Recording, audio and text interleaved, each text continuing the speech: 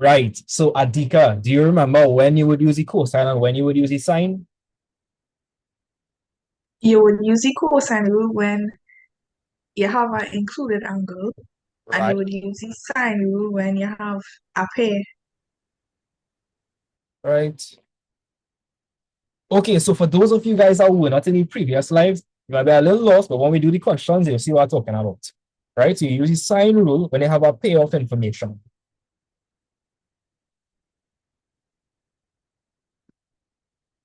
So here it is, guys. I want a little give my year, and I'm gonna take the Baron's question from that year. So somebody give my year. Give my year, guys. Anybody give my year. 2015. 2015, May or June? What's it in May or June? May or January? January. January, all right. Hey boy, real rain down the side, boy. Real rain.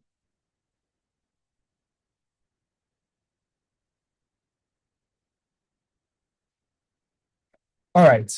So who said January 2015? Who said January 2015? That was me. All right, so let me do the question together. So I'd like you to give the question a read for me. Give it a read for me. Out loud. Don't feel scared or anything.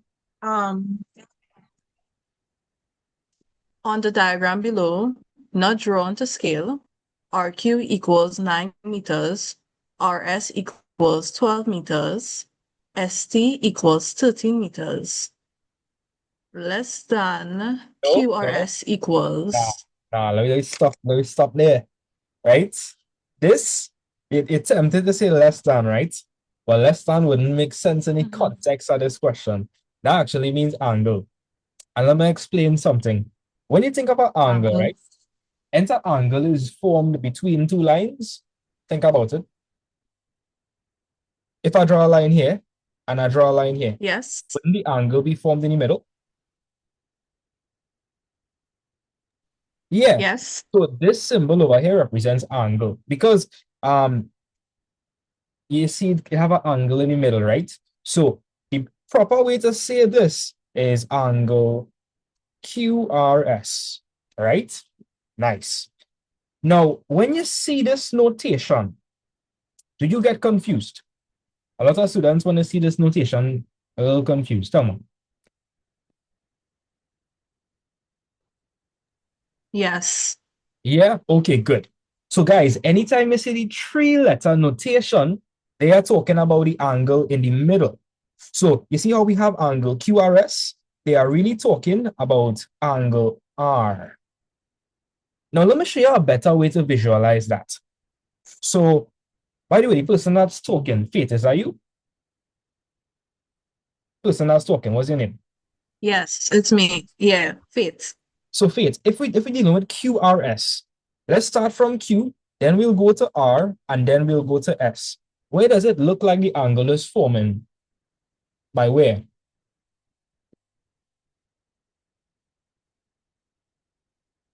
So remember, the angle is the thing that's formed in Repeat between. that again. So watch this again, right? QRS. I starting from Q, I go into R, and then I go into S. Where do you think the angle is? Where does it look like the angle is? It looks like a triangle. Where does the angle look like it is? If you look at this over here, where are you seeing the angle? Mhm. Where are you seeing the angle?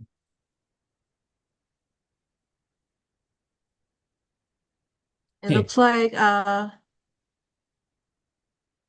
of looks like I don't know. All right. So the angle is always formed in the middle of two lines. So this is one way you can think about it. So when you see this notation, they're talking about the letter in the middle. So angle R. Let me go over that one more time. So Faith, QRS. QRS. Isn't angles formed between two lines? Yeah. Some of that confusing. When I say angle, Yes. when I say an angle is formed between two lines, some of that confusing. No, it's not. It's like the spacing between two lines. So if you look at this, and it have a spacing between these two lines? Yes. Yes, so that's the angle it's talking about. Angle R would be this angle over here. This is angle R, right? And if you see something like SQT, which angle do you think they're talking about? Angle S, angle Q, angle T? Based on this question, Angle Q. yes, angle Q. And let's look at it from an actual standpoint. So if it's SQT, where should we start from? Like if it's SQT, where do you think we should start from?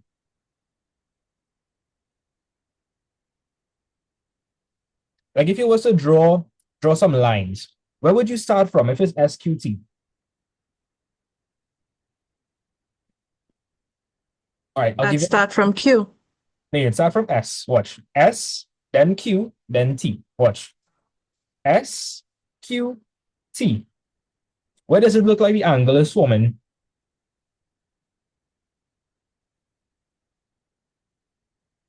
The angle is forming at Q. Exactly. So you understand the practical explanation? Yes. Right. So, but this is the trick, right? Anytime you see three letters, just know the angle you're talking about is the middle one. So this is angle Q, and angle Q you can see is 40 degrees. Right.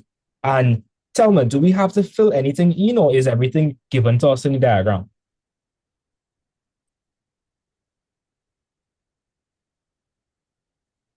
Check out the information that was given to us. Did they put everything in the diagram? Well, I'm seeing angle T. All right, but they never mentioned angle T over here, right? So all the information they told us, they put it in the diagram for us already, right? So RQ was 9, they put that. RS is 12, they put that. ST is 13, they put that. QRS, angle Q, what's the angle R, they put that. SQT, they put that. So can you see that they put on all the information they listed? Yes. Nice. So we don't have to label anything. Everything is given to us more or less. All right. So this is important. They want us to calculate everything to one decimal place. I'm going to underline this. So all the answers we get, we'll have to round off to one decimal place. The first question, they want us to find the length of QS. QS. So Faith, we need to figure out where QS is. QS. Where do you think QS would be? QS is right down the middle. Over here? Yeah. Yes. Now, guys, that was in the lives previously. Anytime you see an angle like this, like 60 degrees, and you have a length here and a length here, how do you find for the opposite side? Remember, guys, anytime you have that situation, how are you going to find for the opposite length? Using what? Darius, remember? Darius, I see a camera. Of course. So you're gonna use the cosine rule? Yeah. Cosine rule. Yeah, we're going to use the cosine rule, right? So, Faith, I'm going to take the triangle and I'm going to just separate it from the big diagram. So this is R, I put 60 over here, put 60 over there, right? This is Q, 9, 12, S. Now, Faith, do you know how to label triangles that are not 90 degrees?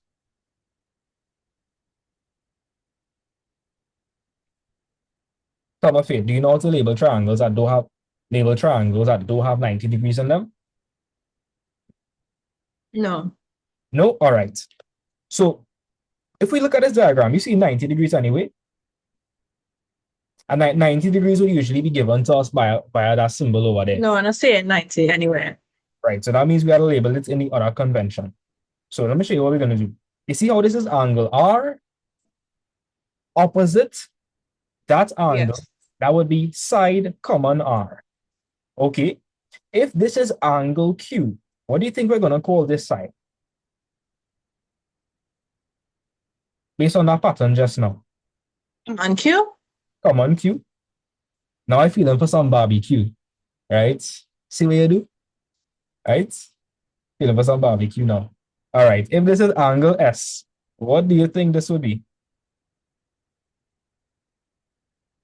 That is angle S. So this is angle S. What do you think this side would be? I want to say common S, but it's not an angle. It's common S. That's the answer. Watch. This is angle S over here. This is angle S.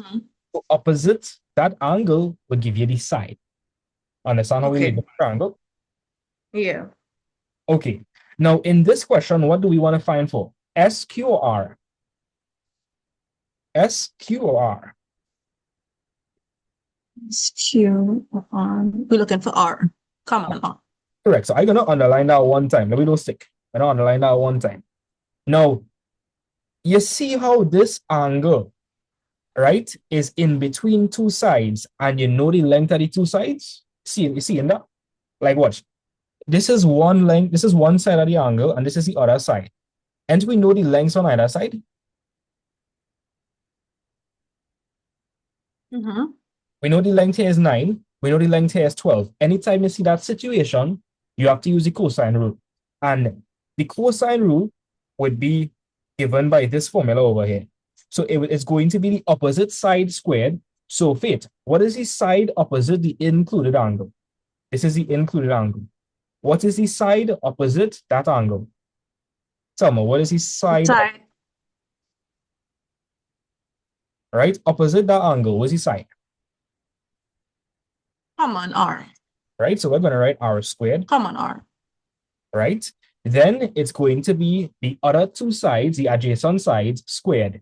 So we're going to say S squared plus Q squared, then minus 2SQ cosine the included angle. Tell me, what's the included angle here, Faith?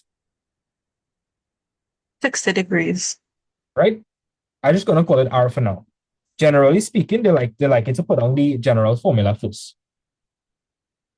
So the next step is to substitute, right?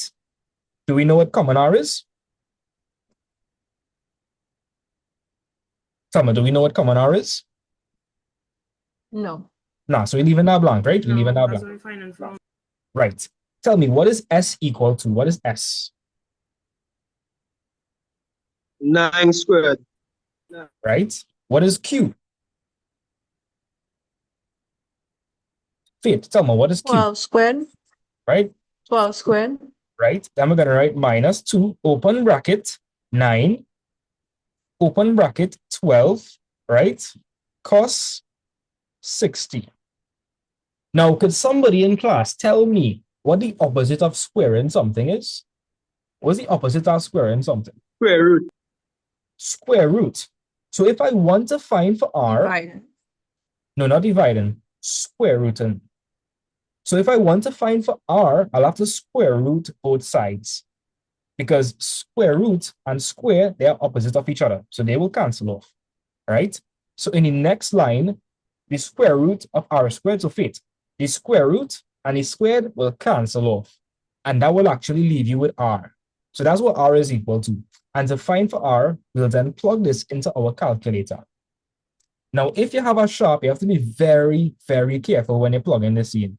Extremely careful. So this is what you're going to do, right? So Faith, go in the sharp, press the square root button. Right? Then press open brackets. Right? Then 9 squared. Selma, you know how to get square root and squared?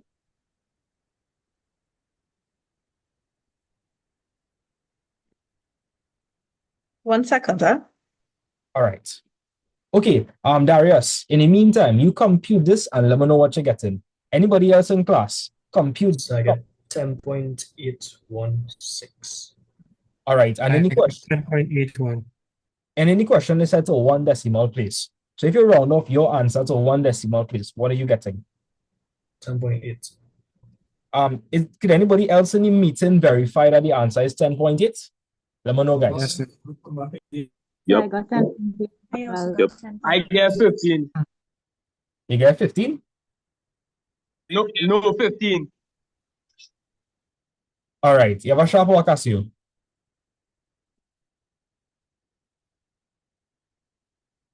So the person that said they got a different answer. You have a sharp or a Casio?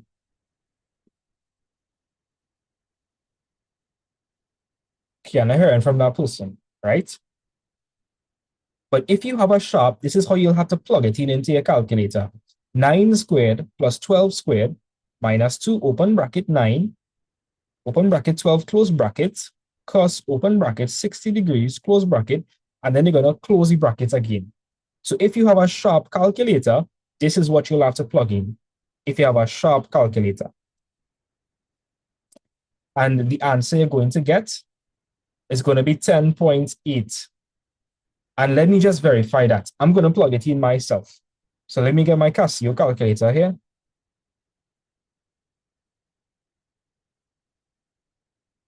Right. Faith, getting through? I'm going to forget through Faith. I don't know how to use this calculator. Oh. Are you seeing a square root button anyway? And a button looking like that? Wait. Let me see if I can get a picture of this sharp. You have a sharp calculator, right? Yeah.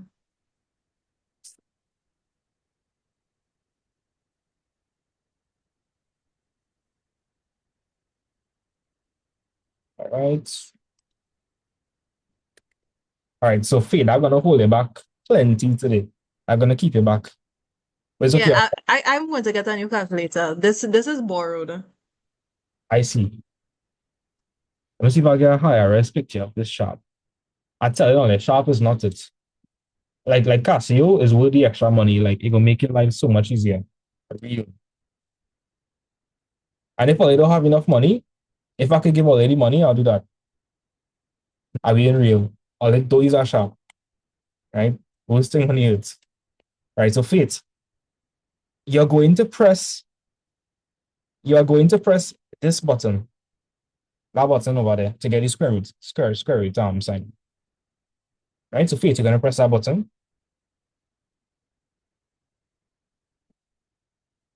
Or Faith, you with me?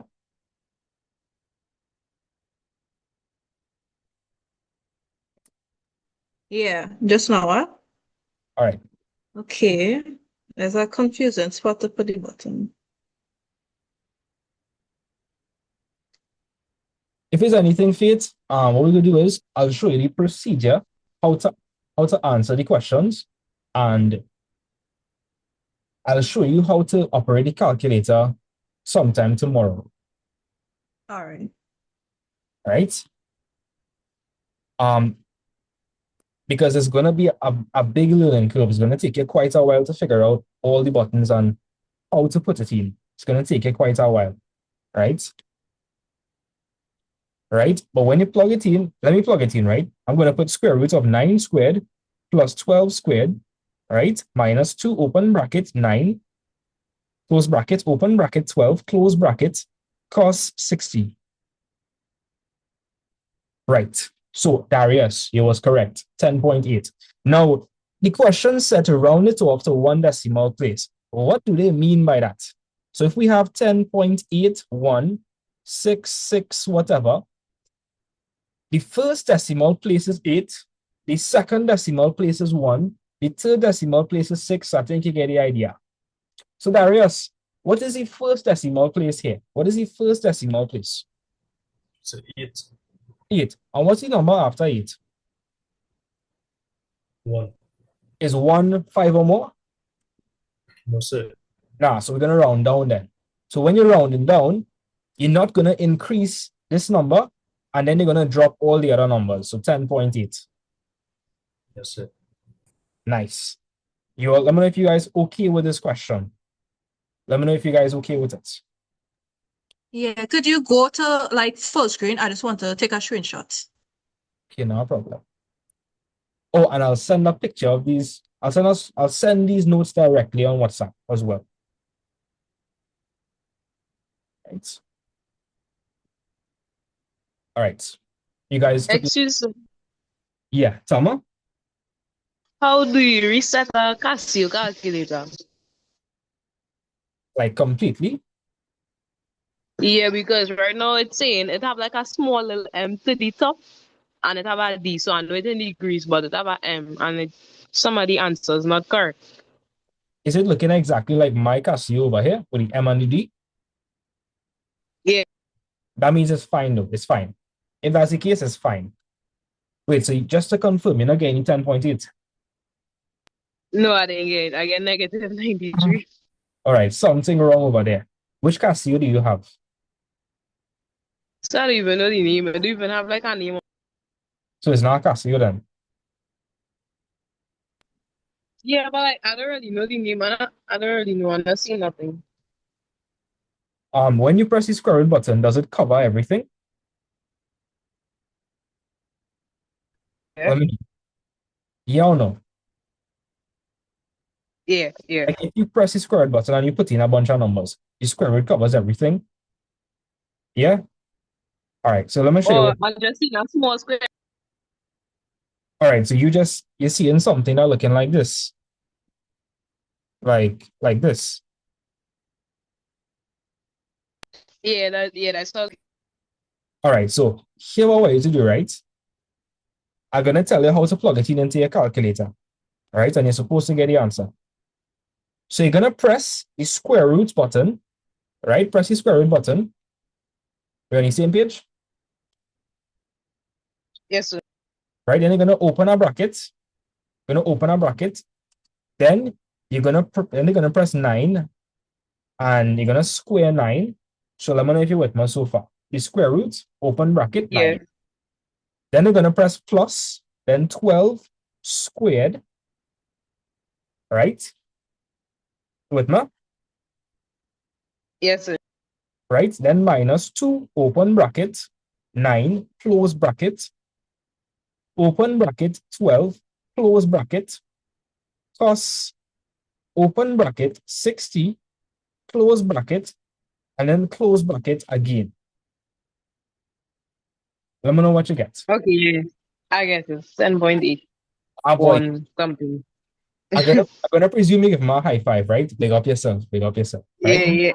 So I think you have a sharp. I don't think you have a Casio because with the Casio, like it's real easy. Guys, look how simple this is with a Casio, right? 9 squared plus 12 squared minus 2 open bracket 9, right? Like it's so straightforward. It's really nothing to think about. You just plug in it in. Watch, bam. I get the answer one time. 10.8.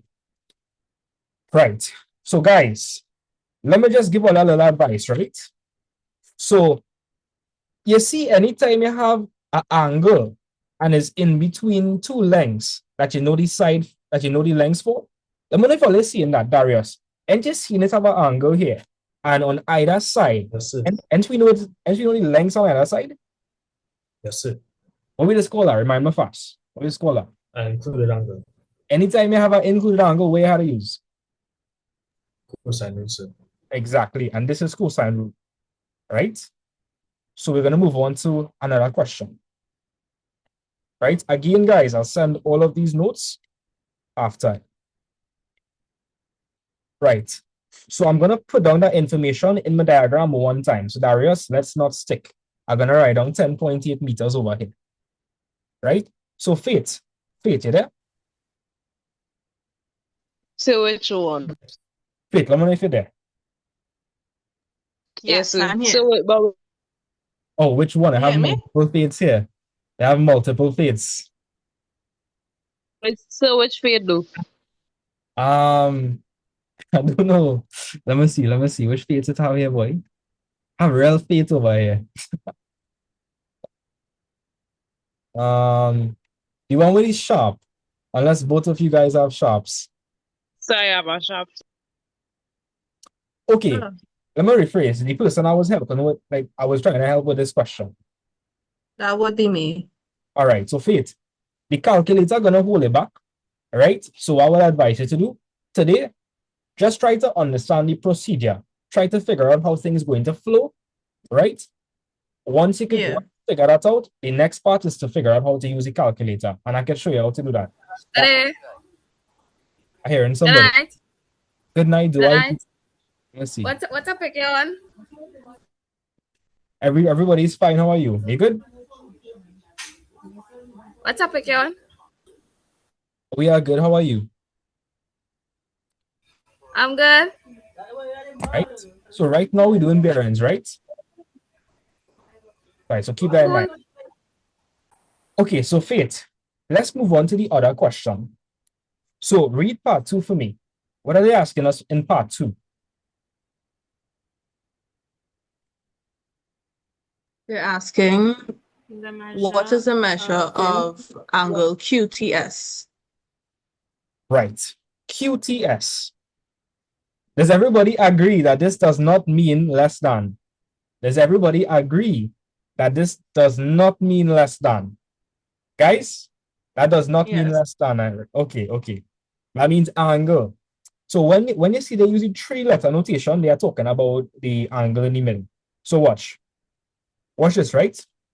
If we're talking about QTS, watch QTS. We are clearly talking about angle T. We're talking about angle T. I'm going to change my username a little bit so you can tell between the both fields. All right, now I can't even see who in the Zoom meeting. Yeah. Oh, yeah, boy. All right. So this is what we want to find for. So guys, if we use the cosine rule in the last question, what do you think we're going to have to use in the next question? Sine rule. The sine rule, right? We will have to use the sine rule. So here what we're going to do, right? If I want to figure out for this angle, I'm going to take this triangle and I'm going to separate it from the diagram and consider that by itself. So for the other question, we're dealing with triangle QST. So Q, S, and T. The angle here is 40 degrees, right? This length is 13 meters, right? And that's pretty much all we know. So QS is 10.8. Okay. So guys, are we seeing an included angle anywhere in this question? Yes or no? Yes, sir. Yes. Yes? No? I don't see No. that. No. Sir. Wait. Remember, guys. The 40 degrees? No, the 40 Let's degrees. have a pair. It have a pair, so we gotta use sine, right? But I just trying to trickle there, right? Guys. Is 40 degrees an included angle? No, 40 is not an. No. If it was an included angle, and we would have had this length. Yeah. Yeah, but we don't have the length, so we can't use cosine. For this question, we have to use sine. So let me just write that down. If in the first question you had to use cosine, guys, in the next question you gotta use sine, right? That's usually the trick of it. So let's write the sine rule. So does anybody remember what the sine rule looks like for this question? Remember last class? How would we write the sine rule for this question? I'll start you off, right? Common S all over. Sine S. Sine. Right? Continue. Common Q over sine Q. Right. And common T over sine T. Right. Now, guys, this is real unknowns, you know. It's real unknowns. 3. Way boy. So here what we have to do, we have to select 2 out of those 3 to make an equation that we can solve. So my advice is, let me show you what I would recommend to do. You're looking for a pair of information. And when I say a pair of information, I'm talking about an angle, right? An angle and its corresponding side. And its corresponding. So Q. Right? Yes, exactly. Q, right? And my other advice is look at what you're trying to find for. Look at what you are trying to find for.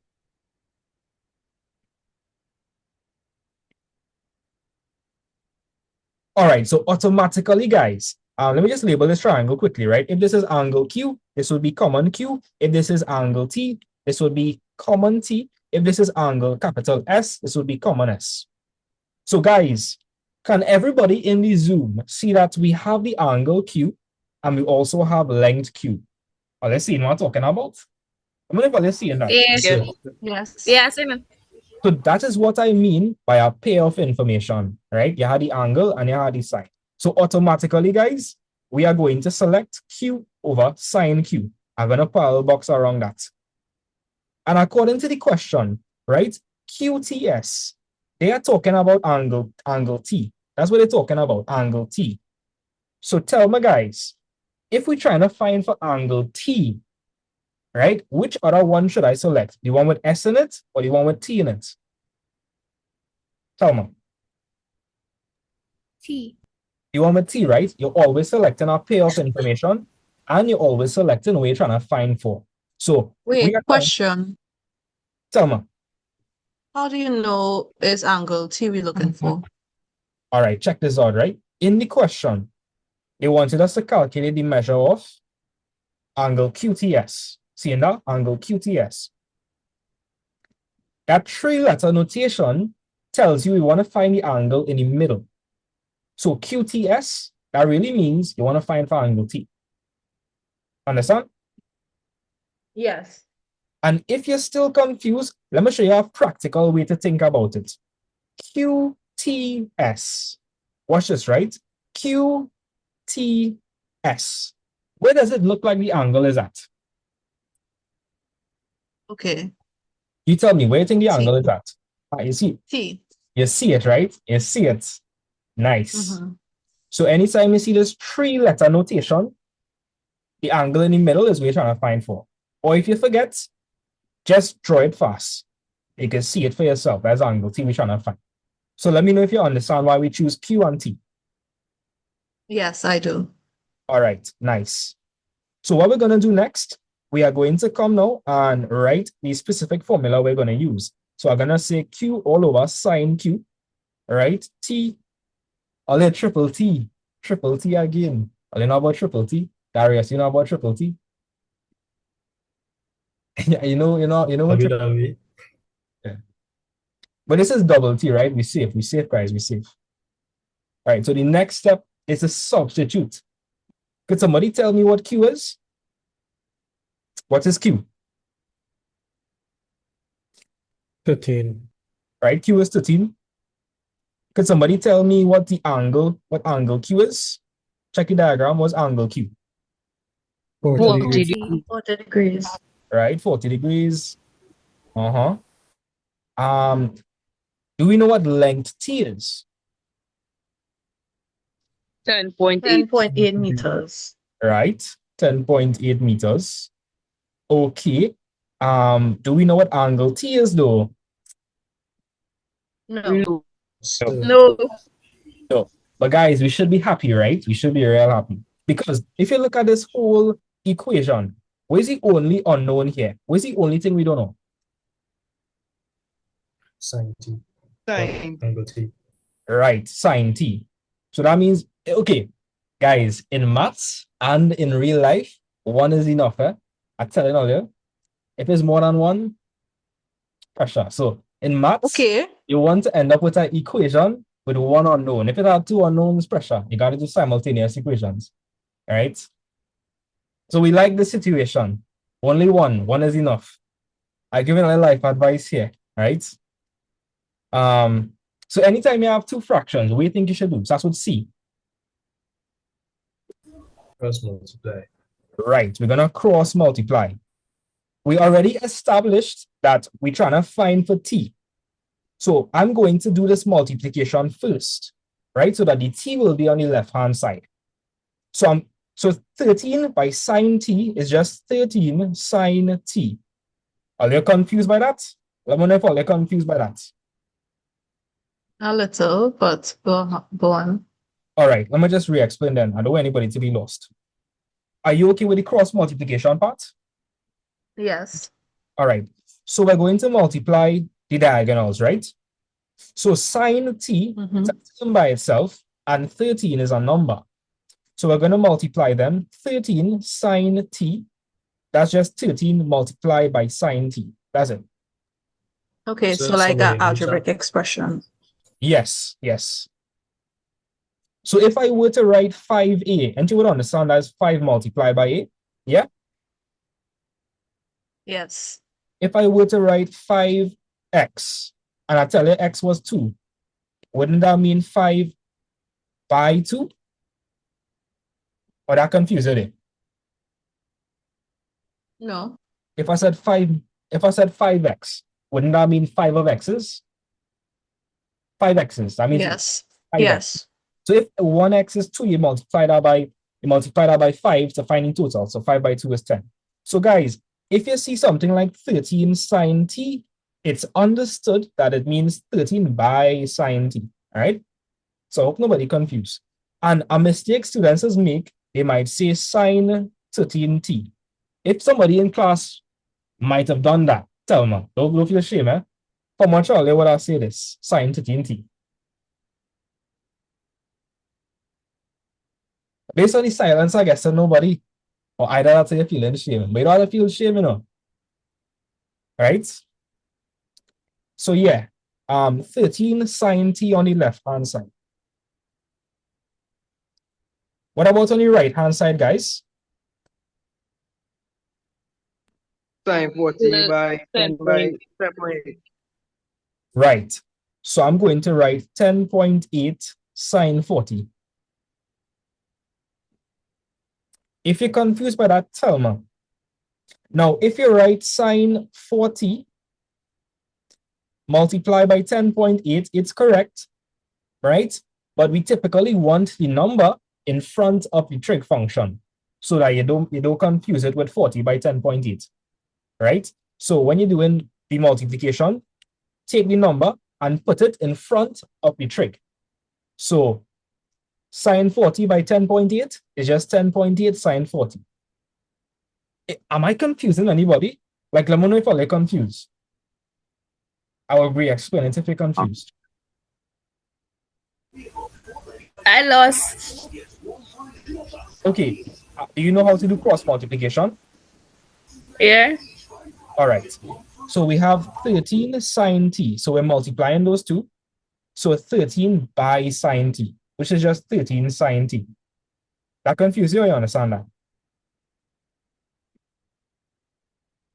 So we multiply diagonally. So 13 sine t. That's it. Let me know if you're still confused.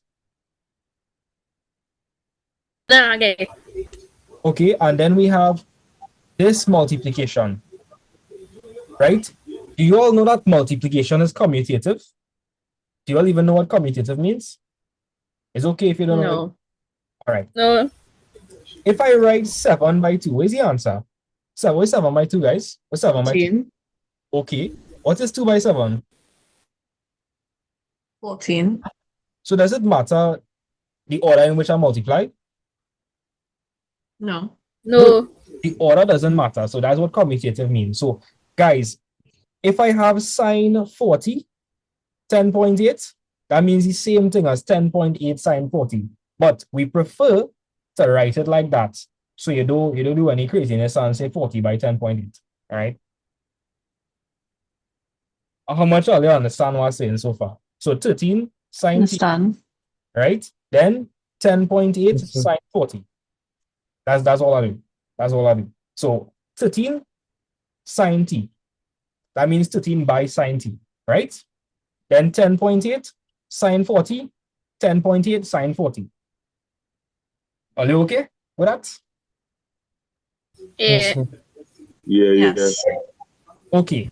The next step, you want to find for sine t before you could find sine inverse. So find for sine t. So guys, if you want to find for sine t, what is currently blocking sine t? What is so sine t in a relationship right now? Who is sine t in a relationship with? 13. Exactly. The 13 is being added to sine t, multiplied by sine t. What is the 13? What's happening there? Multiply. Multiply. So guys, what's the opposite of multiply? Divide. Divided. Divide. Dividing, right? So if I divide by 13, you know what's gonna happen there? That 13 gonna cancel off, right? Right? And whatever I do on one side, I had to do on the next side, right? Next side as well. So I'm gonna divide by 13 on the other side as well. So that is what sine t is equal to. Sine t is equal to this. Right, guys, did we find for t? Or we still have more work to do? Somebody tell me. Still have more work to do, sir. We Yeah. still have more to do. We still have more to do. Guys, what is the opposite of sine? Don't tell my cousin. Inverse. Sign inverse. Sign inverse. Right. So in order to get t, you have to apply sine inverse on both sides. Right? So to find for t, t would be equal to sine inverse, right? 10.8 sine 40 all over 30. Now, guys, if you have a sharp, I'll show you how to handle the question, don't worry. All right? But if you have a Casio, you can go ahead and plug this in and you'll get your answer. All right? So let me just do that real quick. So I'm going to press Shift Sine to get sine inverse, right? Then press the fraction button, 10.8 sine 40, close bracket. Going down in the denominator now, put 13, right? Come outside, close the bracket, and you should get 32.3 degrees. Let me know, guys. Are they getting that? Yes. Those with a, Yes. Sir. okay, good. Those with a sharp calculator, let me show you how to do the question, right? So we end up with 32.2766, right? They wanted all my answers to one decimal place. So let me just show you how to round this thing off fast before I show the sharp users how to do it. So guys, what is the first decimal place over here? 2. Somebody, 2. 2. What's the number after 2? 7. 7 is 5 or more, right? Yeah. So we're gonna take 2 and add 1 to it. So 32.3. That's it. That's it. Right? 32.3 degrees. Now, if you have a sharp calculator, this is what I would advise you to do, right? You're going to have to press second function sine. So somebody with a sharp, just vouch for me. So second function sine, and you should see sine minus 1 pop up in the calculator. Yeah or no? Somebody with a sharp. Yes, sir. All right. You have a fraction, so you need to use brackets to separate the numerator from the denominator. The numerator is the one on the top, and the denominator is the one on the bottom. So what am I going to do? I'm going to open up a bracket, then I'm going to put the 10.8 sine 40 inside of it. And you're probably asking yourself, so why are we doing that? We're doing that so that we would separate the numerator from the denominator, right? So upper brackets here to separate that. Then I'm going to press divide and then open bracket 13, close bracket 13. Then I'm going to close the bracket. So let me explain what I just did. So I had to put in my expression inside the brackets, right? That's what I had to do. Now, the numerator is one separate thing, so I separate it with brackets, and then I divide and separate the denominator with brackets. So somebody with a sharp, I would like you to plug this into your calculator and let me know if you get in the correct answer. I don't know what happened. Give me a second.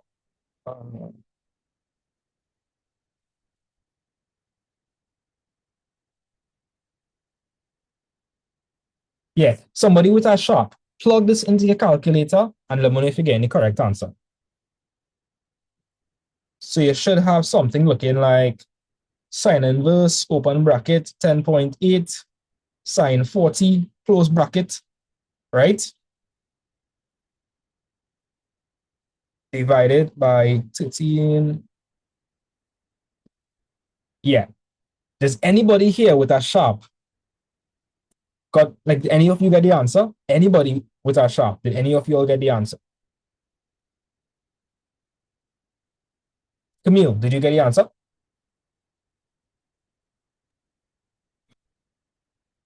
Okay, I'm not hearing from you guys. So I'm going to take it that we got the answer. But it's saying error. Saying error. All right. Yeah, I'm trying one more Sir, time. I have a shop and it got me the I answer. have a shop and it got me the answer. Yeah, I got it. You got it? Okay. Again, you need to be very careful, right? So notice this is the numerator. I put the numerator in brackets. You see any brackets? Let me just put this in blue.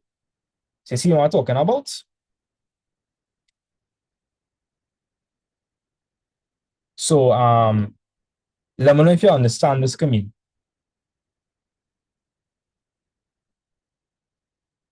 Camille, you okay with this? Yeah. Right. Yeah. Okay, so the answer for the second question was 32.3 degrees.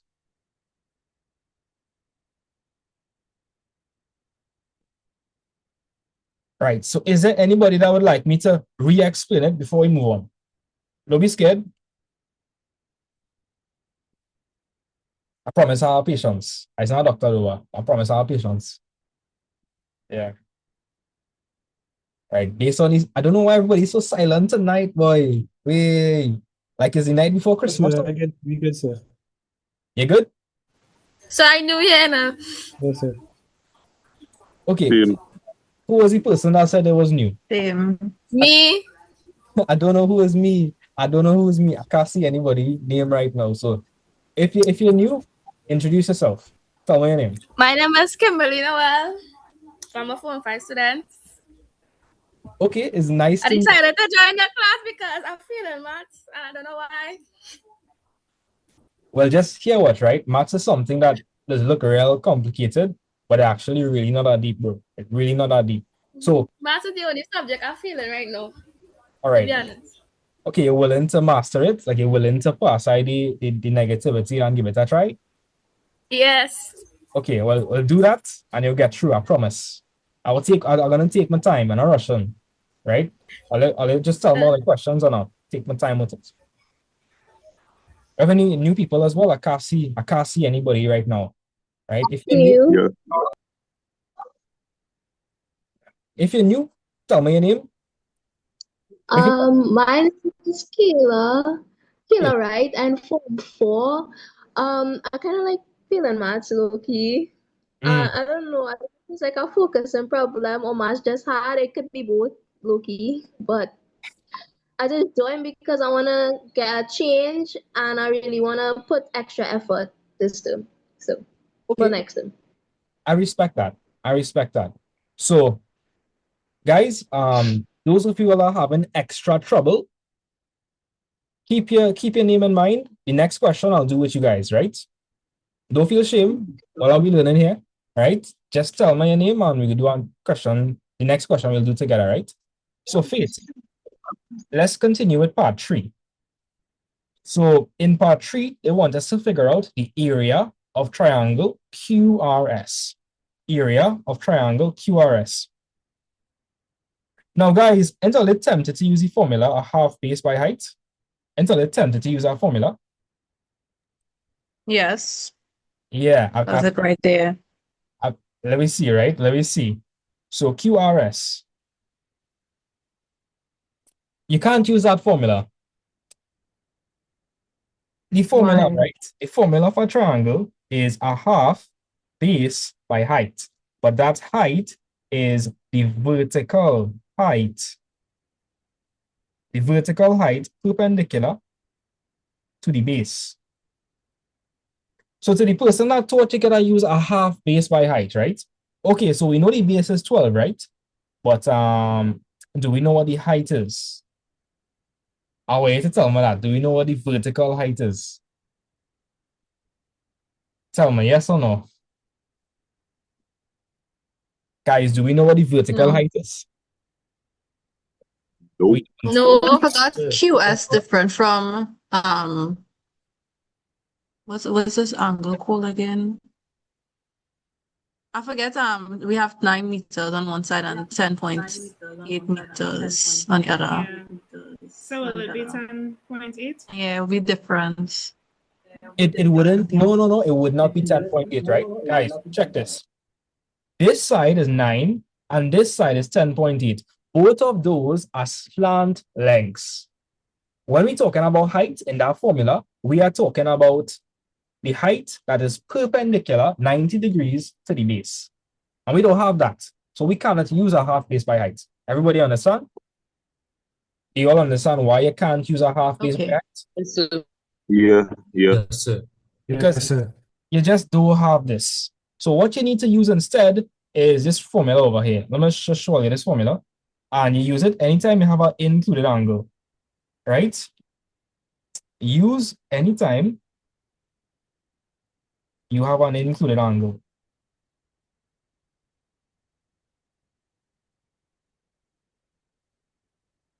So let's just say we had this triangle over here, right? A, B, C, this is length A, this is length B, this is length C, right? Let me just say you had angle A and you had C and you had B, right? Then the formula for the area would have been a half, in this case, it'll be a half BC sine E, right? So let me just make the formula a bit more general so everybody can understand it. So it's a half adjacent side, right? Adjacent side. By the way, guys, adjacent is just a fancy word for next to, right? Right? So adjacent side, right? By adjacent side, right? By sine the included angle. I know it's looking real hard, but like I swear to God, it's real easy. And I'll show you what I mean. Let's look at the question. So guys, they want us to figure out the area of QRS, right? QRS. I'm going to put down QRS over here. This is QRS. Now, I just said that you could use this formula if you have an included angle. If you look at QRS, can we see an included angle? Yes. Yes. And what makes it an included angle? Just remind me. When I have two known sides, where the angle is in the middle of two given sides. I couldn't explain it better myself. Yes. Right? So let's use the area formula here. So in terms of this diagram, the area is going to be a half, right? Now, in this case, B and C, they are the sides next to the included angle. So guys, in this triangle, what are the sides next to the angle? Somebody tell me, what are the sides right next to the angle? If it's the angle, what are the sides next to the angle? 9 and 12. Somebody let us. Somebody let us. S and Q. Right, so a half SQ. And what is the included angle, guys? What is the included angle? Capital R. R. Right. And that's it. It's literally that simple. So what is S? Tell me, Nikolai, what is S? 9. S is 9. What is Q? 12. Right? What is angle R? 60 degrees, sir. 60 degrees, yes. So guys, plug this into the calculator and you'll get the answer. Right? So for those of you all with a sharp, a half is the same thing as 0.5. So I would recommend that you put 0.5 by 9 by 12 sine open bracket 60 close bracket. So guys, plug that into your calculator and let me know what you get. I got 46.76 degrees, sir. Okay, could anybody else verify that? Could anybody else verify that though? Yes. Yes, sir. Okay, let me verify it for myself this time. Yes, big up on yourself, right? Don't worry, I'll make up a question and we will try to find the area for it. Right? Because I don't feel like one question is enough to fully understand it. So 46.7653,718. Somebody tell me, what is the first decimal place over here? What is the first decimal place? 7. What's the number after? Oh, 6, 7. Way, boy. We can't escape this thing, boy. We can't escape this thing. Way, boy. It's 46.7. Wait, eh? The number after 7 is what? 6. 6. 6. Right, 6, 7. Right, okay.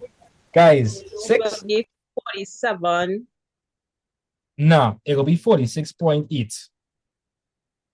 The reason I'm saying that, right, is the one that's to round it off to the first decimal place. So our first decimal is 7. The number after 7 is 6. Now, once it's 5, Which is greater than 5. if it's 5, it still have a round up. So a way to think about it as 5 or more, right? 6 is 5 or more. So you're going to add 1 to 7. So 46.8. Understand? Let me know if you understand that. So again, guys, Yes. the first decimal place is 7. The number after 7 is 6. So because it's 5 or more, you're going to add 1 to the 7 and then drop everything. So we round up, right?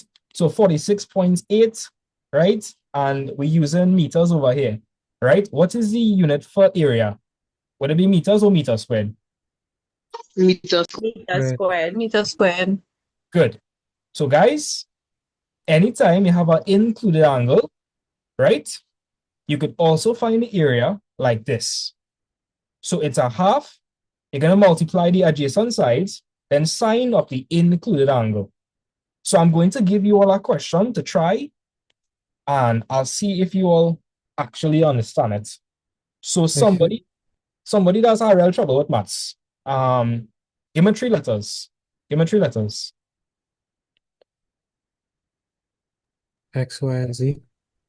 That real basic one. But we will use X, Y, and Z. Nothing wrong with X, Y, and Z. We're not discriminating. X, Y, and Z. Sure. Which one you want to be the included angle? X, Y, or Z? Z. Z, all right. Now, if it's the included angle, right? By the way, what are looking like? How much degrees? How much degrees are looking like? 50 or more. Let me just say 50th. Now, guys, for this to be an included angle, can you tell me the lengths we're supposed to have? Could you all tell me the lengths we are supposed to have if it's an included angle? Somebody tell me. X and Z. XZ.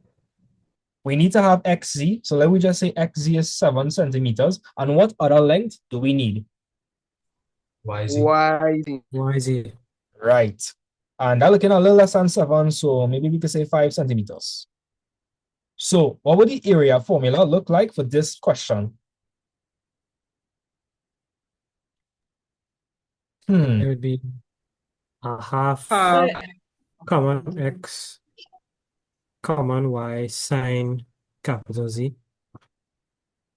Yeah, that's perfect. All right. Is there anybody that's real confused with this? Tell me now. I'll go it over. Yes, I am. Let me I know. want to know how and then you have. Okay, that's the formula, right? I could derive the formula, but that'll take a little while because you have to split the formula in half, right? Then you have to use properties of the triangle as well as basic rules for trig ratios to come up with the formula, right? It's going to take quite a while. Just know that this is the formula. That's the formula for area, right? It's going to take quite a while, right? Yes. But if you have an included angle, this is the formula you should use. So is there anybody that is confused with how I get the X, how I get the Y, how I get the Z? Let me know if I'm confused. Don't feel ashamed. Tell me. If I'm confused, let me know. You could go over it again, please. All right, stay unmuted, right? Okay. All right, so tell me, do you know what an included angle is? No. All right. So you see how we have 58 degrees here? Mm-hmm. Right. So can you see that these lengths would be the lengths right next to the angle? Yes, sir. All right. So you tell me, what would this length be called? What would I call that length? CY? That's fine. ZY, YZ, same thing. And this one will be XZ, right? Yes, sir. It's included if you know what both of the lengths are. So you see how we know what this length is 5 and this length is 7? That makes this an included angle. Tell me if you understand that. Yeah, I understand. Now let me ask you a question, right? If I were to put in another angle here, let me just say that this angle is 33 degrees. What you see, what, guys, not just you, right? Tell my guys, would 33 degrees be an included angle? No, sir. No. No. No, it would not be an included angle because look at the sides next to the angle. Do we know the length of this side? No, sir. No, we don't. So that wouldn't be an included angle, right? So now you know where's our included angle. That's you need to know where's our included angle, right? Okay, so let's continue. So to find the area, it's going to be a half, right? And they're going to multiply the adjacent sides. So for the person that was confused, stay with me. If this is angle X, what would I call this side? Angle Y? No. Common X. Common X, right? If this is angle Y, what do you think I'd call this side? Common Y? Common Y. And if this is angle Z, what do you think I'm going to call this side? Common Z. Common Z, right? If you're having a hard time seeing it, draw arrows, right? Draw arrows. Right, so to the person that was confused, we put on the half, right? And then we're going to multiply the adjacent sides. So can you tell me the adjacent sides in this question? What are the sides next to the angle? Y and X. Y and Right, Y and X. So you could say Y by X, or you could say X by Y. Is it correct, right? Because it doesn't matter in the order in which you multiply. If you're confused, where's 2 by 5? Come on. Okay, where's 5 by 2? 10. So it doesn't matter if you write XY or YX. No. Doesn't matter, right? So don't get confused, right? And then you're gonna write sine, and you're gonna find sine of the included angle. What's the included angle here? C? Yeah, the included angle is Z. And the next step is just a substitute. That's it. Right? So it's gonna be Could you repeat that all over again? Do you mind? all over again. Okay, Yes, which I part? kind of understand, but I get lost somehow. Okay, which part I'll lose you from? You said something about the half, right? And then All right, so like do you understand how? Okay, first of all, do you know what an included angle is? no. Okay, everybody in the Zoom, pay attention to this. I'm going to say this one more time. The included angle is an angle between two known sides. So let me ask you a question. Do we know the lengths of these two sides? Yeah. Yes, so that makes it an included angle. So the formula for area is just going to be a half, and then you're going to multiply the two sides are right next to the angle, right? So in this case, it will be X, it will be Y, so a half XY, and then it's going to be sine of the included angle. So the angle in the middle is Z. So sine. Okay. All right, I understand. I don't take your word for it. We're going to do our question together. We can do our question together. Don't worry. Right? Make sure you understand it. Right? So the answer will be 0.5 by 5 by 7 sine 58. Wait, where you getting these numbers? You know again these numbers from like the 5 and the 7. Now I've seen you have 2 5s. Why? You're talking about the 0.5? Yeah. That's the half. Yeah, that's the half. That's the half. Okay. That is easy to write 1/2. So a half is the same thing as 0.5. Yeah. All right. And that'll be 14.84. If we round that off to one decimal place, that'll be 14.8. So to the person that was real confused, to the person that in the live that's saying, why not 35 divided by 2? If you said 35 over 2, you would be correct, right? You would be correct because, because a half by 5 by 7, that means 1 by 5 by 7. 1 by 5 by 7 is 35 over 2. So if you wanted to write 35 over 2, right, sine 58, you'll get the same answer, 14.8. So Ifrax, I don't know how to say your name. I hope you understand that. So what you were saying is correct. So another way you could write it. Yeah. All right. So to the person that was confused, let's do one more question, right? So one more question. Just now, so we can go over the steps one more time. So what is step one? Okay, step one, you're looking for included angle, right? Okay. So the included angle is the angle in between two known sides. So you see how 58 is right next to two sides and you know the length of the sides? Yes. That's our included angle. You see how the 60 degrees is in between the 9 and the 12? You know the lengths? It's our included angle. Yes. Right. You know how to label your sides? Yes, I do. All right, so I'm just going to reiterate it one more time. If this is angle X, this will be common X. If this is angle Y, capital Y, this would be common Y. If this is angle Z, this would be common Z, right? Okay. So the area would just be a half, and you're going to multiply the sides right next to the angle, so X and Y, and then it's going to be sine of the angle in the middle, the included angle. So sine 58. Understand? Yes.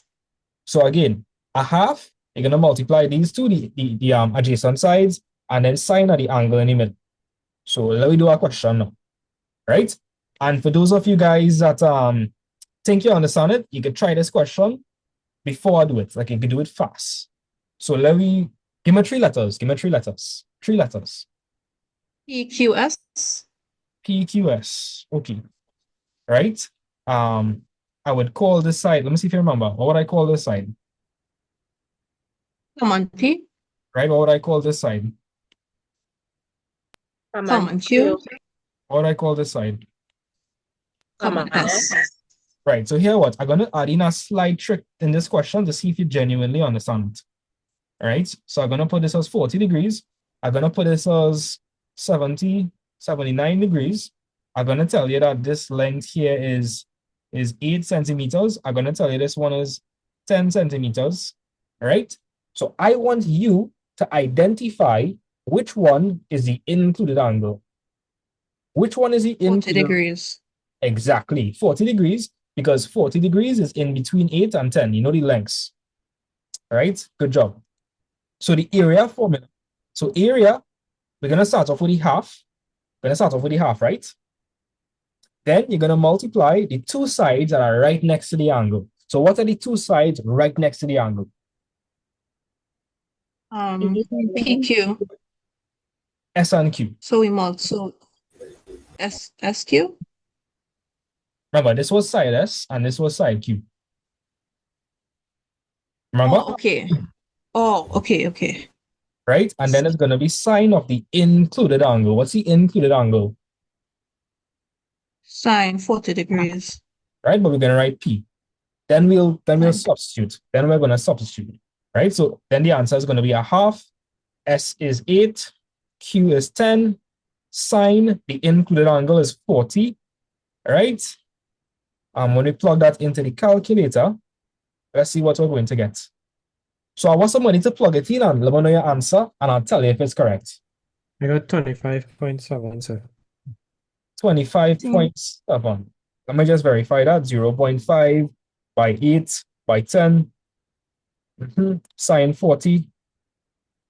Yeah. 25.7 is the correct answer. Is it possible to do this without a calculator? No. Oh no. Unless you have your sine, unless you have like you have your table of sines and your table of cosines, and unless you want to use the Taylor series to derive sine of x. Yeah. When I say Taylor series, that's like tertiary level stuff. You learn that in upper 6 if you're doing pure maths, right? Is where calculators actually do by hand. Well, I can't really say by hand, but that's where calculators do. The calculators do a Taylor series to find sine 40. Long story short, at this level, no, you need a calculator. So I'm trying to say. Right? All right. 25.7, right? And we use centimeters, so that'll be centimeters squared. So guys, does everybody understand how to find the area if you don't have the perpendicular height, but you do have an included angle? Yes, sir. Yes, sir. Yes, Yes. sir. Okay, good, good. Happy to hear that. Right? Excuse me. Selma. It's just a thought that I'm thinking of, right? Even though that they have the formula half base by height, and you want to find the height of it, wouldn't you just have to substitute it? Like put h as is subject to the formula and those things? Say that one more time. Okay, so you're saying that the area is equal to a half base by height? Yeah? Yeah, no. I think I messed up that equation. No. I get what you're talking about. Watch this, right? Watch this. If we know what the area is, right? Let me just say for this question, we know the area is 25.7, yeah? You with me? Yes, sir. If you know the area is 25.7, right? And you know the area of a triangle is also equal to a half base by height, what will you could do? And the base in this question was 10. You know, if you want, you could make H the subject and find for H. I think that was what you were trying to tell me. Yes, sir. Yeah, so that's very smart. It's very smart. All right. Okay, so now in the last question, they want us to figure out the perpendicular distance from Q to RS. So let me just make some space, guys. Let's make some space, add page after.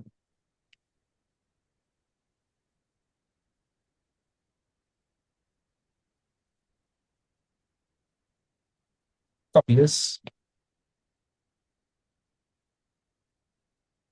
Anybody want to sponsor a barbecue or like gyro or something? Or they want to hear something controversial, or they might leave the live battle all of this. Yeah, or they want to hear. Go ahead. Excuse me, sir, before you start, Yeah, could you go back to the question? I just want to take a snap of the exercise, please, so I could practice some own. here what, right? After the Zoom, I will send you the notes, like everything from the past sessions as well. All right. You have my number on WhatsApp?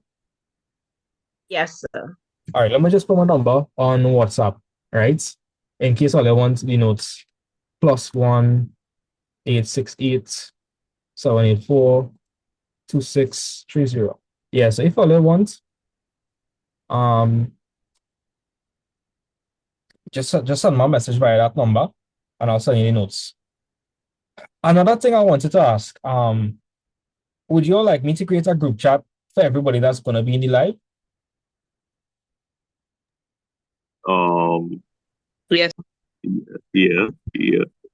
Okay, well, just send me a message on WhatsApp, right? You have my number. If you want to be in that group, I'll make that group after the live tonight. I'll do that. Yeah. Right? Okay. So yeah, guys, I don't like ham. I don't get the hype about ham. You know, you just hear about it in all of these Christmas songs, but like I do fancy ham. Yeah. You're not getting good ham then. I'm gonna let's cook real good. I just don't like the ham. Everybody like it, you know. I just don't find this all. I don't like smoke ham. Regular ham is fine. I don't like smoke ham. Yeah. I agree with you. Are they probably thinking I'm real weird? Another Next, thing. you might say don't like pasta. You know, I make pastel yesterday. It's not that bad. I give it like a 7 out of 10. Right? It's not that bad. 7? Yeah. I mean, honestly, I like to criticize more, but like, it's not the best thing out there. Yeah. Yesterday I picked leaf, all kind of thing. And my girlfriend and I, we make a bunch of pastels. The goal was to make 100. We make 27. Yeah. Right? But I don't find pastel that bad. What the rest of pastel? We will make it some other time. Gotta make it some other time. Right? So let me continue with with part 4. They want us to find Colors pastel, we get pastel tonight. I show we have 27 students here. They have more, so somebody will be missing one. Yeah, somebody a 30. So if I take away myself, right, two people will be missing. Two people wouldn't get. I just it 200. And you see what I'm telling you? Wait, boy, no, no, no, no, no, no. We're gonna be missing more than two, right? Anyways, question 4. They want us to find the perpendicular distance from Q to RS. So let me handle that question. Okay. So let me just look at the most recent diagram. Right? So the perpendicular distance from Q to RS. Right? So they are talking about this. Is there anybody confused? Let me say that one more time. In the last question, they want us to figure out the perpendicular height or perpendicular distance from Q to RS. So guys, from Q to RS, and perpendicular means 90 degrees too. Are you all confused? No, sir. You sure? To be honest, the thought I had was I thought we was going into bearings, sir. Thought I was gonna bend it like this. Now, when they say the perpendicular, the I bearings. didn't really study the perpendicular distance. I thought when they say from, Oh, okay, okay. I see what you're talking about. But it's not a bearing question, but good insight. So let's figure this out now. So I'm going to take the most recent diagram.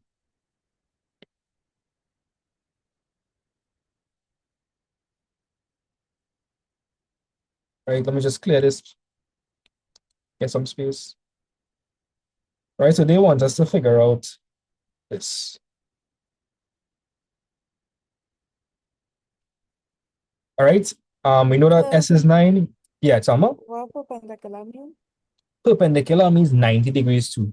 So you see how I draw the line 90 degrees to Q, 90 degrees to RS? That's what perpendicular means. Okay, thank you. So watch, if I were to draw this line over here, perpendicular to that would be this. Watch, you see the 90 degrees? Yeah. Yeah, that's what perpendicular means. Okay. Okay.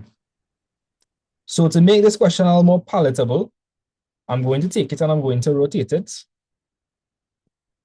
All right. So can somebody tell me what R was? What was R? We found for R previously. 10.8. Yeah, R was 10.8. Okay. So guys, Nikolai, was it you that told me the height thing just now? With the height? Yes, sir. Okay, let me show you how we could actually utilize that in this question. There's a bunch of ways you could answer this question, but let me show you something. What was the area we came up with for this question? What was the area? 46.8. Right, area. We found that the area was 46.8. Is there another formula for area? Of the triangle? Yeah, and the other formula for a triangle is a half base by height. Yes, sir. Okay.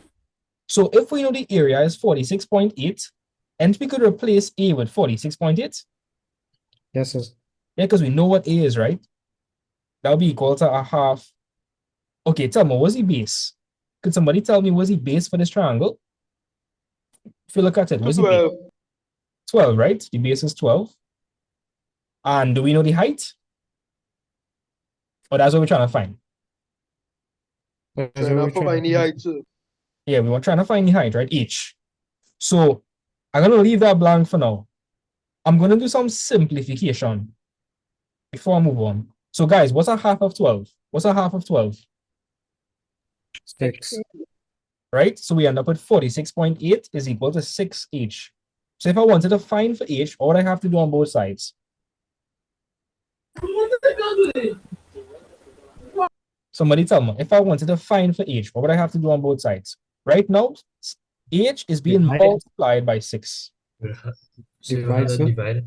Yes. You had to do the opposite, multiplying by 6. So divide by 6. So plug that into your calculator and let me know again.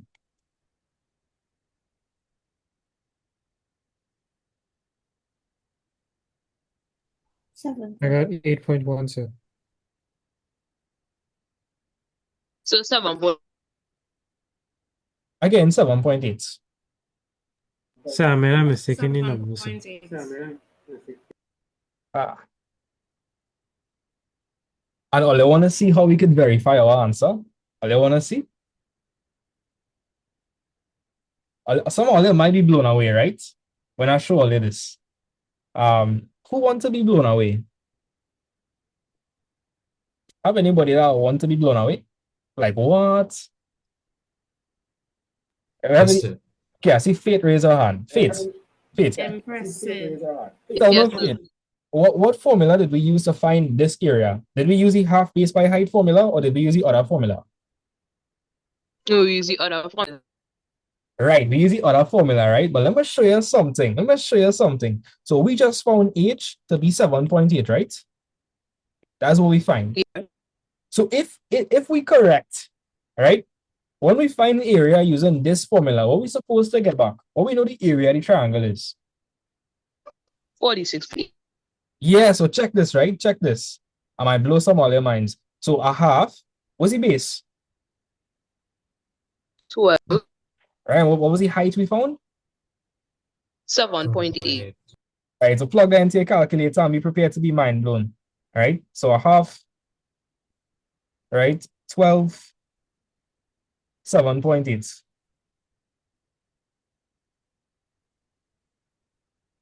Yeah, that looking familiar? That answer looking familiar? Yes, sir. Yes, sir. Yeah. Right.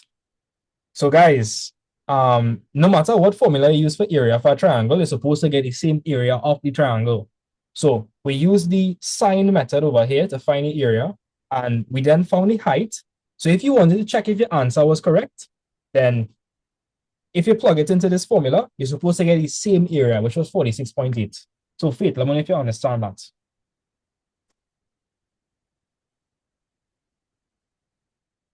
Faith, you understand that? Or not? Okay, I'm not hearing Faith. Which one of us? The one that was talking just now, the one that was like, yes, who volunteered? Okay, I'm not hearing from her. But guys, was this the only way to answer this question? Let me hear. Do you all think this was the only way to answer this question? No. No. There was No. other ways. There were other ways, right? Let me explain the other ways. But you gotta be real careful with the other method, eh? Let me show you something. Let me just say we have this triangle here, right? This triangle. If I were to draw a line from the top to the base, would that line cut the triangle in half? No. No, sir. It wouldn't, right? It wouldn't. So the only time that happens is when you have an isosceles triangle. So I'm gonna show you something, right? Do you all know what an isosceles triangle is? Yeah or no? Yes, sir. Yes, sir. Yeah. Okay, for those that don't know what an isosceles triangle is, an isosceles triangle is a triangle, right, where two of the lengths, right, are equal. So guys, if you had a question like this, right, if you were to draw a line from the apex, from the top to the base, it would cut the base in half. Are you seeing that? Let me know if you see that. Yes, sir. Yes. But you can't use that for this question. You know why? Is this an isosceles triangle, guys? No. No. Because Yes, both sir. sides not equal. No. No, so if you do this, and okay, some of them might be thinking, well, okay, I could use trig ratios. No, you can't. You can't use trig ratios because you don't know for sure this is 6. You can't, you honestly can't tell. You see, if it was 9 here and 9 here, and it was an isosceles, then here would I be 6, right? It would cut it in half. But you see how the sides are different lengths? You can't cut it in half and use the trig ratios or Pythagoras theorem. You can't do that. Yeah. Right? So you had to be real careful. So then why did we say half of 12? Why did we cut the 12 in half Okay, in the let me show first you. place? Let- what do you mean? Like in this formula? Yeah. Okay, this formula is a bit different, right? You want me to show you where this formula come from? So you might be a little less confused. Sure.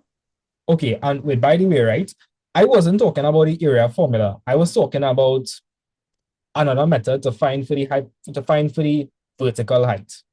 Let me show you what I'm talking about. This is an extreme example. Tell me something, right? Are these lengths looking like they're the same? No. No. So if I were to draw a line from the top to the base, would that cut the triangle into equal halves? No. No. However, if this and this length was the same, right? And I draw a line, wouldn't it cut the base in half now? Yes, it would. It would. And if that was the case, right, then I would have ended up with 6 here. It'd be a right angle triangle. So I would have been able to use Pythagoras theorem to find for this length. Because anytime you have a right angle triangle and you don't know one length, you could use Pythagoras theorem. But here what I was saying, right? Here what I was saying. You could only do this when you have an isosceles triangle. Let's look at the question we had. Did we have an isosceles triangle? Tell me. No. Sir. No. No, sir. So if I were to draw a line from the top to the bottom, can I assume that this is 6? No, sir. No, I No. can't. So what I'm saying is this is the only solution here. There's no other method, right? Simply because we don't know these lengths. So you cannot, so here what I'm saying, right? You cannot cut 12 in half, right? And say that this is 6 and this is 6. That would be wrong. Right? There's no isosceles triangle, so you can't do that. And further, But how did we get these 6 in the first place? That is what confusing me. okay, this is a hypothetical situation, right? Oh, okay. What's the example again? If you have an isosceles triangle, when you draw a line No, from not the examples they're given in the question in the question we did previously, right? Okay. The So 12 she we wants had. to know why it is the base underneath is 12. From R to S. That was You given. want to know. That was given to us. That was given to us. All right. In the question, it was given to us. But I think what confusing you is the fact that I'm saying that this can't be 6 or something like that. No, we divided something by 6. Yeah, we divided. Okay, look at this example, right? One more time. Look at this example. This is an isosceles triangle, right? If I say that this length is 12, if I draw a line from the center, from the top to the bottom, it would cut the triangle in 2 halves. And so it would cut the 12 in half. So this would be 6 and this would be 6. Now, what I'm saying is you could only do that if it's an isosceles triangle, right? Mm-hmm. Isosceles triangle means that both lengths on either side is the same. So in this example, you could cut 12 and a half. You understand what I'm saying? Because if you draw a line straight down the middle and just seeing how it would cut the 12 and a half. Yes, but right. The other question, where does 6 come from? Why you put a 6 here? Okay, that was hypothetical. Watch what I'm saying, right? Is this an isosceles triangle? No. No. So what I was saying was you can't say that this is 6 and this is 6. That's what I was saying. If it's not an isosceles triangle, then you cannot cut it in half. So you cannot. Yes, I understand that part. So I'm saying you can't assume that this is 6 and you can't assume that this is 6. That would be wrong, right? So actually, we don't know what this length is and we don't know what this length is. Yeah. So we don't know what those lengths are. Just scroll down a bit. So you had the 40s. You was giving us the formula, yes. Oh, 46.8, yeah. Okay, sorry. What's a half by 12? What's a half of 12? 6. Right. And if you have 6h and you want to find for 1h, what would you do? Divide. Right. I would divide both sides by 6 so that I would find for 1h. You think you understand now? So the 12 represents height, right? No, the 12 represents the entire base. Okay. So So why use H instead of B? I didn't use h. H was the unknown. Oh, okay. Okay, so let Oh, me so 12 times 12 by H. yes. So it was a half multiplied by 12 multiplied by h. So the 12 was the base. If you look at the triangle, the 12 was the base. We knew that. Did we know what the height was originally? No. No. So we left that blank. Did we know what the area was?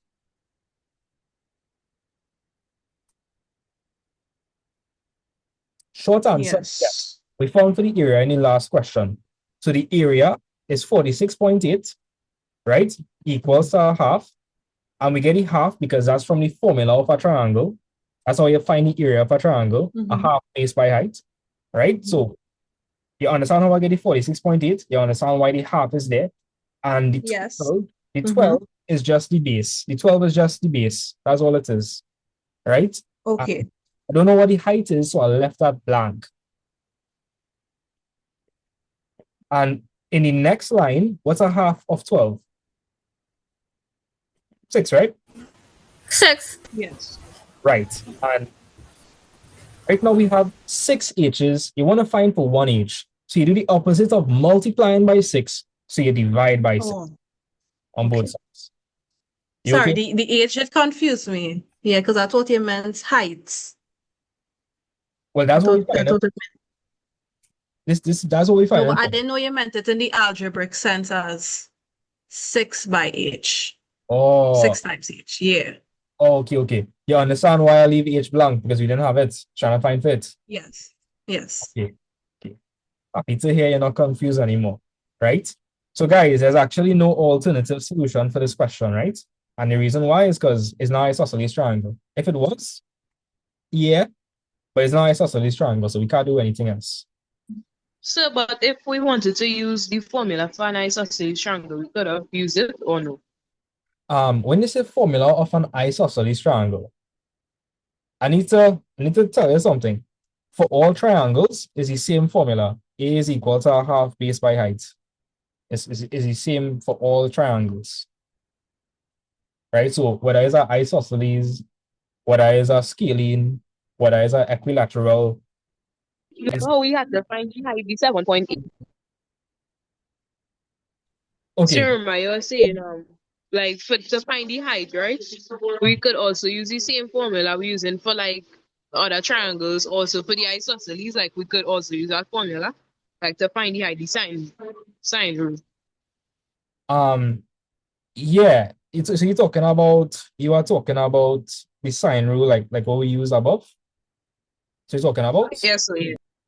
Yeah, you could use this for any triangle as long as you have an included angle, right? Okay. So watch this, right? I'm gonna draw isosceles triangle here. I'm gonna draw isosceles triangle, right? I'm gonna tell you this is 8. Okay, and if it's an isosceles triangle, bro, what? Okay, yeah, if I tell you this is 8 centimeters, what would this have to be? 8 centimeters. And what if I told you that this was 37 degrees? How would I find the area of that triangle?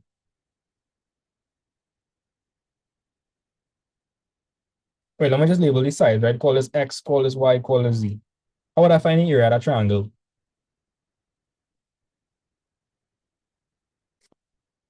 You could use the rule, the sine rule.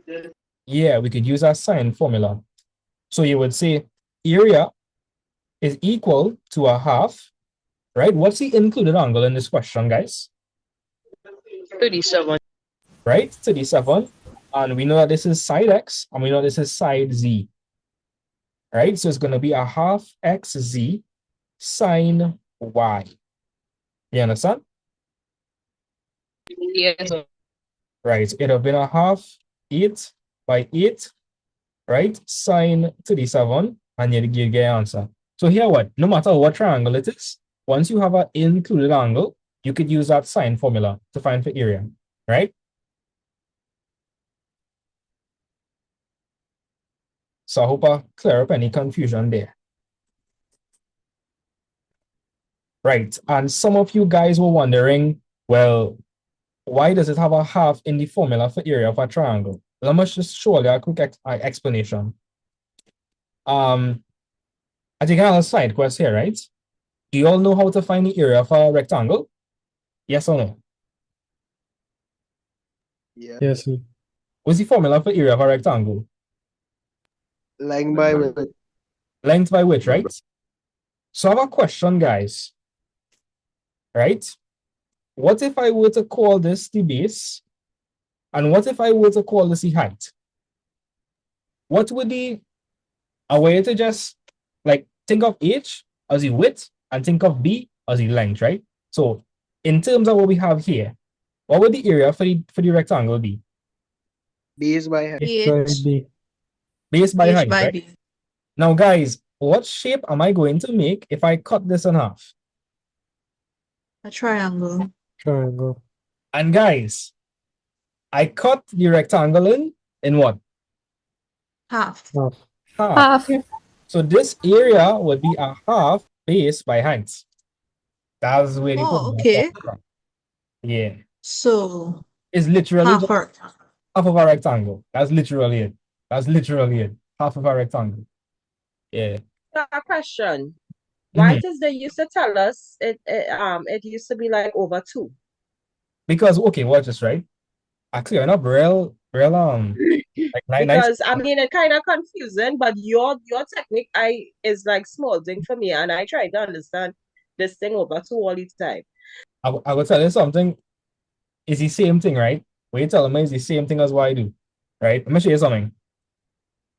So I telling you a half base by height, right? Well, another way to write that formula, let me ask you a question. What is 1 by B by H? 2B? Say No. that again? Okay, that might be confusing, right? What is 1 by 5? Tell me, what is 1 by 5? Just tell me, what is 1 by 5?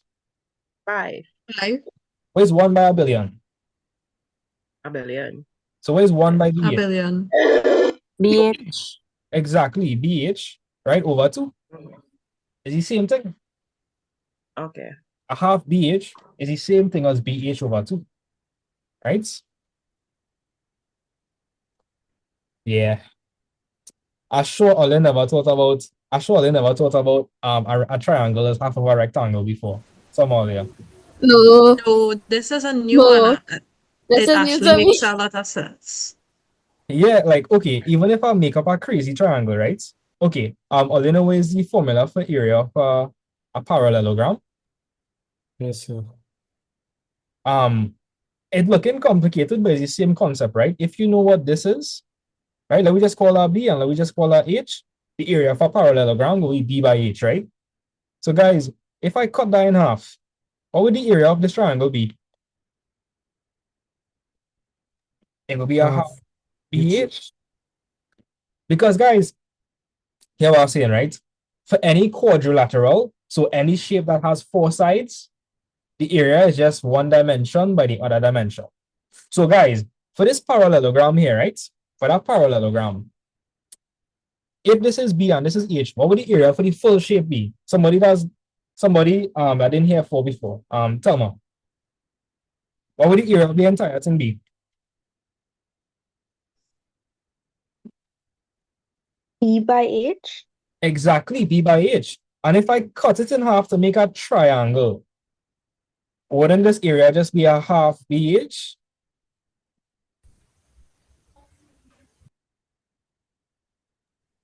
Okay. Because watch, okay, if the full thing, right, if the full area is BH, and I cut it in half, wouldn't this just be a half of BH, a full thing? That makes Yes, sense? sir. Yeah. That makes sense.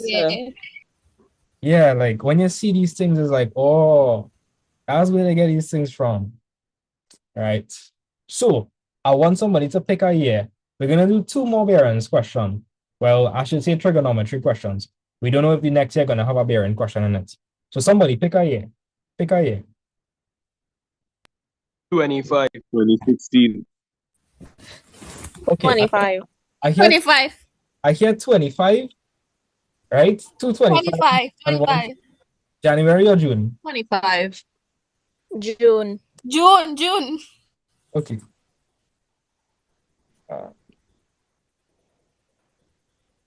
Supposed to have that somewhere. Okay, I already did the question. Let's erase it.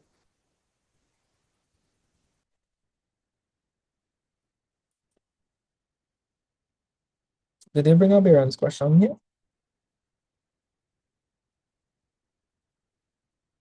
All right, so we have 2 trigonometry questions. So we're gonna do all the trigonometry questions in the paper, right? What do you want to do first? The Barron's question or the regular trigonometric question where you had to use Pythagoras theorem and thing? What do you want to do? The Barron's question or this one? First. Barons. First one, sir. All right, let me do the Barron's question, right? So just a couple of ground rules when dealing with bearings. So when you're working with bearings, right? All right, so let me give you an example. Let me just say, Tom, why it's so small? Give me a second. Okay, let me just say, Rajiv wanted to go to, wanted to go by Tivon, right? Let's just say that this is Rajiv's house and this is Tivon's house. So this is R and this is T. Somebody tell me if I say that, right? I want to go from where to where? Where am I at right now? If Rajiv wanted to go by Tivon, where is Rajiv right now? Like where would he start from? R. R. He would start R and then he would go to Tivon eventually, right? All right, okay. So I'm starting from R. So from R. Anytime you see the word from, that's where you're starting from. It's self-explanatory. From is where you're starting from.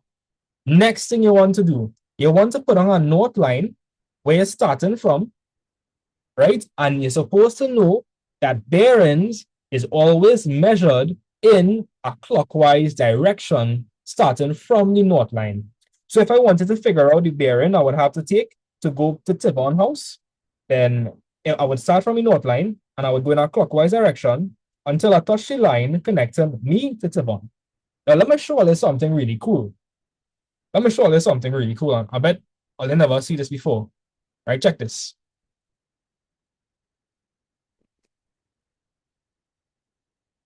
So somebody, this purple angle. When you say bearing, do you mean the degree?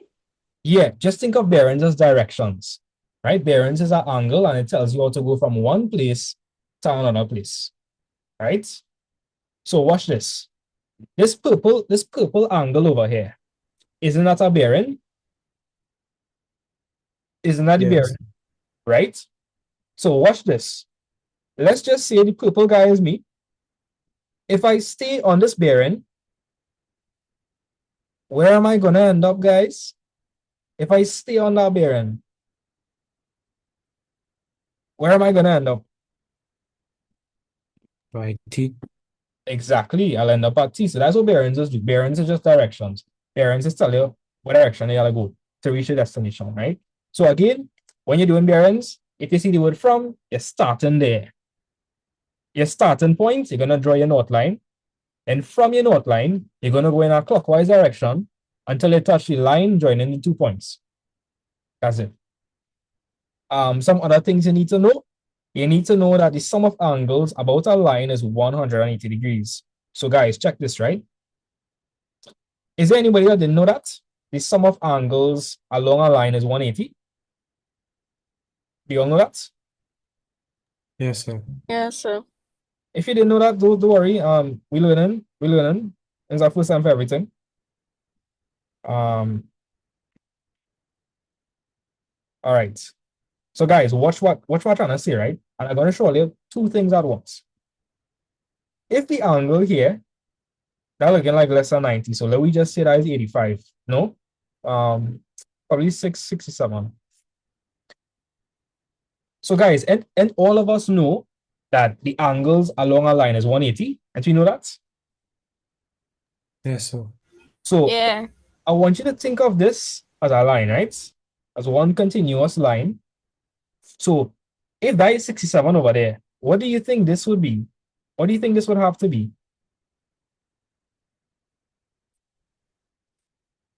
So 180 minus 67. Right.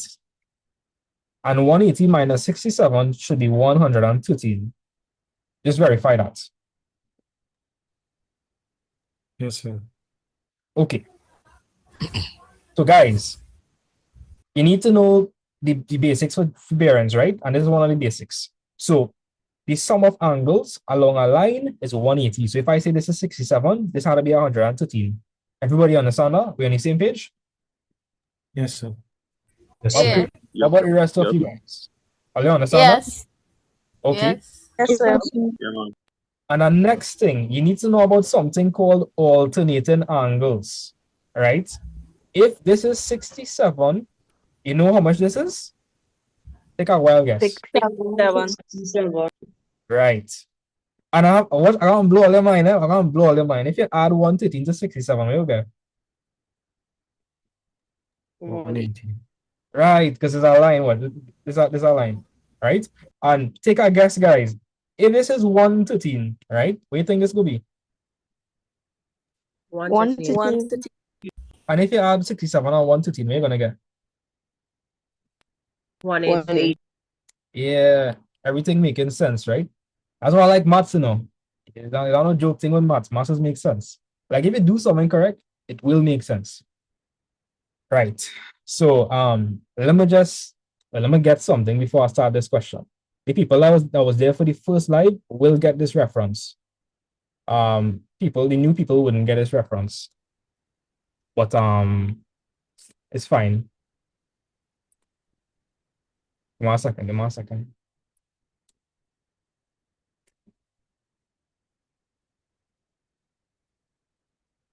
Right.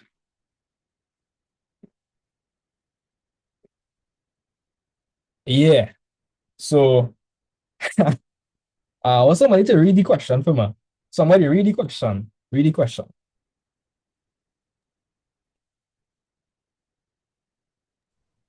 A ship sails from point A to point B, which is 15 kilometers from A on a bearing of 42 degrees. All right, The ship then sails. Darius, pull up there. Yes, Stop. sir. Let me take this thing apart one sentence at a time. So in the first sentence, where do you think they're starting from? From where? Point A. From A. Right. A to B. So here it is, guys. I'm going to put on a little dot by A so that I will know I start by A, right? And they're telling us if I want to go from A to B, which is 15 kilometers. So Darius, A to B is 15 kilometers. And I could just, and we could kind of figure out that this would be B. And we could kind of figure that out. Yes, sir. And this would be 15 kilometers. Now, if all are confused, wait, I feel like I might have confused some people there. So I'll run it back. We'll actually finish the question. You're going to understand it better.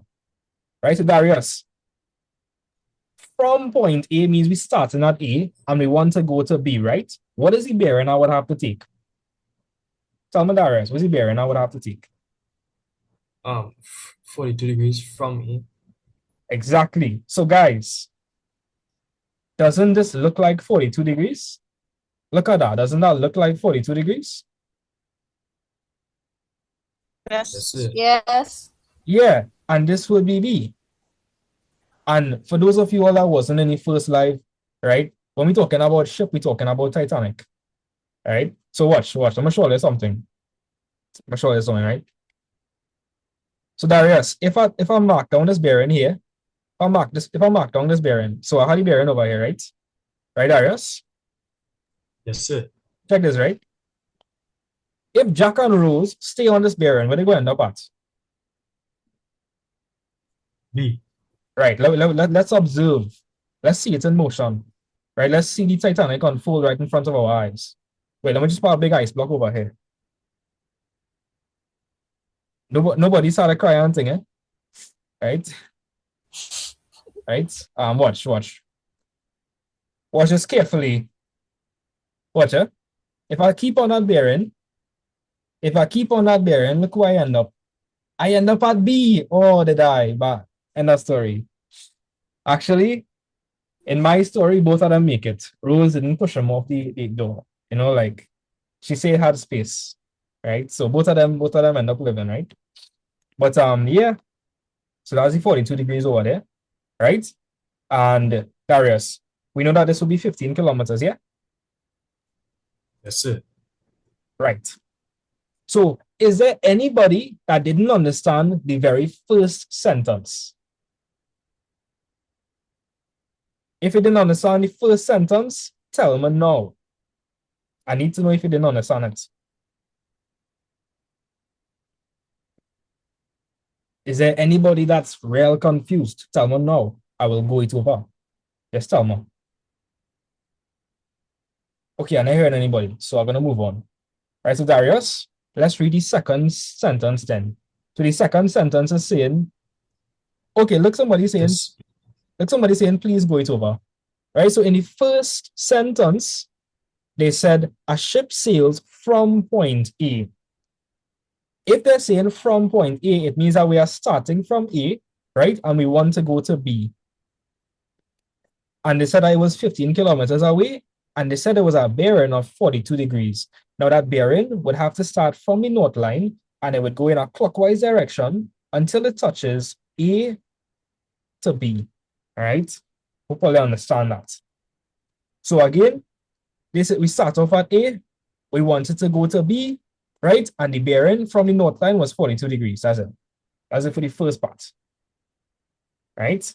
Darius, read the second sentence for me now. The ship then sails to point C, which is 19 kilometers from B on a bearing of 130 degrees. All right, somebody else. So guys, in the second part of the question, where are we starting from now? Are we starting from A or we are starting from B? B. We starting from B and then we go in where? Where we going to next? To C, to the other point. Right, so we're going to call this point C, right? Everybody with me? Yes, sir. Yes, sir. Yes. Right. So we are starting from point B. So the bearing should be from where you're starting from. So the bearing is going to be over here, right? They said that the bearing was 130 degrees. Can you all visually see that it looks like 130 degrees? Yes, sir. Yes, sir. Right. Again, the bearing always starts from the north line. Okay, let me just run that back. The bearing starts from the starting point. So you see how we're starting from B? We're gonna do the bearing from the starting point. And then we're gonna start the bearing. It's gonna start from the north line and it's gonna go in a clockwise direction until it touches the line, joining your starting position and your ending position. That's it. That's it, right? So this is the other bearing, 130 degrees. All right. So, Darius, was that it for the information? The following diagram shows a sketch of the ship's journey. Right, so I guess we do everything. Like on the diagram, insert bearings 42 and 130. So we do that, right? Yeah, then put the distance. Yes, sir. Oh, yeah, the distance. My bad. All right, so this is 15 kilometers, right? And this is 19 kilometers. You guys okay, right? Yes, sir. All right. Yes. Now, before we do anything, let me show you how much information we could actually find for without even looking at the next part. Somebody tell me, if this is 42 degrees here, what do you think this is? 180 minus 42. Yeah. So we just finding for a bunch of information and we go see how it work out in the end, right? So this would be 180 minus 42. What is 180 minus 42 degrees? 138. Okay, great, great, right? Guys, if this is 130 degrees, how much do you think this could be? 180 minus 130. Right, so that'll be 50, right? Yes, sir. Now, guys, are the red angles bearings or are they just information? I want you to tell me that. Are the red angles bearings? Are they bearings? Yes or no? Bearing? No, Maybe the answer information. No, is they said no. it's just information. It's just information. It's just information. Remember, if you're doing bearings, it has to start Just in case. in a clockwise direction. So we just find some extra information here, right? Just for some extra information, right? And is there anything else we could figure out? Yes. Guys, what shape is this? If you look at this point over here, what shape is this? Circle. What is the sum of angles in a circle? 360 degrees. 360, right? So my question is, if I know this is 138, and I know that this is 130, how would I find for the missing piece of the circle? 330 plus 138 and minus. Yeah, here in our 360. I think I'll say any correct thing. So 360, right? Minus 130 plus 138. So 130 plus 130, that's 168. So that'll be 90,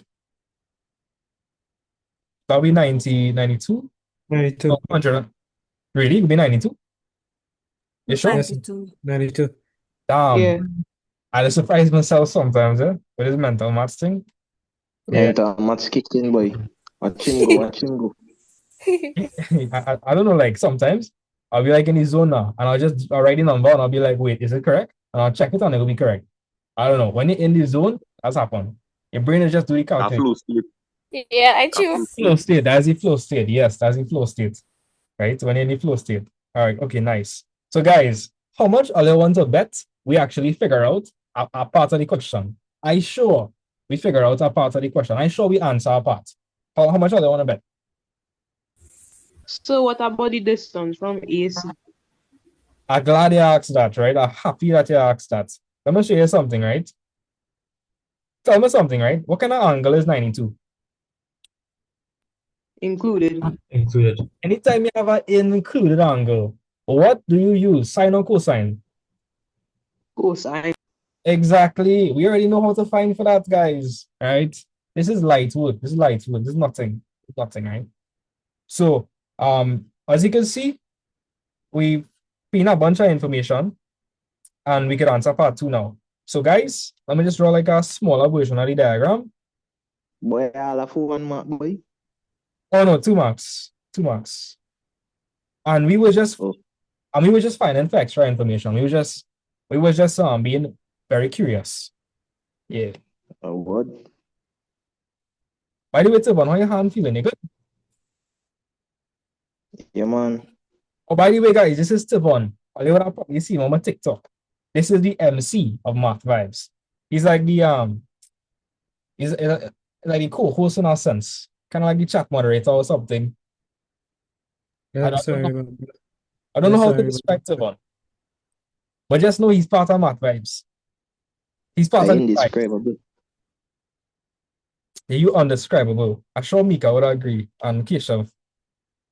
I'm sure they would agree. Yeah, because tell me, Tibon, guys, if you say you had a gas, okay, if you say you had a gas cut, right? Like they're gonna cut you. How is that not a surgery?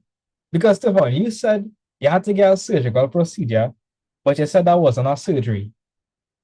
Devon, you're real special, you know. You're real special. You No, really? like when I say that it comes like if you get cut, it's not really a surgery if they just stitch you up. What if they cut deep, but like if you just get cut and the cut could heal itself, you could really call that surgery. It all depends on whether you was on anesthesia or not. Exactly. I was not on anesthesia. Just Oh, get cut. so that is what is defined as surgery? I didn't know. I was not a Yes. doctor. Once you go under, it defines that you went to do surgery. Because if it's like a serious surgical procedure, they have to numb you. Otherwise, you're going to be experiencing some very serious pain. Ah, okay. Well, I learned something new, guys. I learned something new, right? So it's not really a surgical procedure. It's just a cut to remove something. I see. It's not like they have to stitch up a blood vessel or something, you know. All right. So, let me continue. So, guys, just remind me, what would I call angle B? Just somebody tell me, what is angle B? What's the name of that? What's the name of that angle? 90 Included angle. I was looking for included angle. And could somebody tell me why angle B is an included angle? Because we know both sides, both lengths are the same. Exactly. We know the lengths on both sides, right? So we Gucci. We good. Right? So if this is angle B, this would be length B. If this is angle A, this would be length A. If this is angle C, this could be length C. You know how the badnesses go, right? And they want us to find the distance between town A and town C. So guys, and they're talking about length B because they want us to find the distance from here to here. Isn't that B? Yeah. Right? So let's see, I tell you, these tricks work. Anytime you see included angle, cosine rule. So can somebody tell me how cosine rule would look like for this question? How would it look like for this question? B squared equals A squared plus C squared minus 2AC cos capital B angle B. Let her cook. Yo, Yamada, big up you, big up you. You handle that skillfully, right? Big up you, you mash Hey, up. don't forget the whole thing, boy. She said I won going on. She turned I to tell you. Hey, got some math legends in this Zoom, boy. You're Right? raising scholars, boy. Yeah, but apparently, right? So tell me, guys, what is E? What is E? What's E? 19. Right, so 19 squared. C is probably 15 squared, right? Minus 2, open bracket, 19, close bracket, open bracket, 15, right? Cosine B is 92, put iron brackets, right? And we want to find for B, right? So if I want to find for B, I need to do the opposite of squaring something. So I'll square root both sides, right? So this, you can think of it like the square root, canceling off the square, and that would give me B, right? So if you have a Casio, you're going to make light work out of this. If you have a Sharp, might have some technical difficulties. So I'm just get the answer. 19 squared plus 15 squared, right? 19 squared plus 15 squared. Yeah, they get 24.6. What about the rest of you guys? Are they getting 24.6? Yes, I also got 20. Yes, sir. Okay, well, big up on their whole self. In this question, they didn't specify the degree in which they want us to round it off. So guys, if they don't specify, do 2 decimal places, all right? So I'm going to write 24.61. Why? The number after 1 is 4. 4 is less than 5, so just drop everything after 1. Round down. 24.61, right? And that the unit for that would be kilometers. So how are they feeling with this question? Are they feeling okay? Let me know, guys. Yes. So, yeah. Yeah. Okay, good, good. If you have a Sharp, this is where you'll have to plug in. You'll have to press the square root button, right? Then you'll have to open a bracket, Real brackets, but 19 squared plus 15 squared. 15.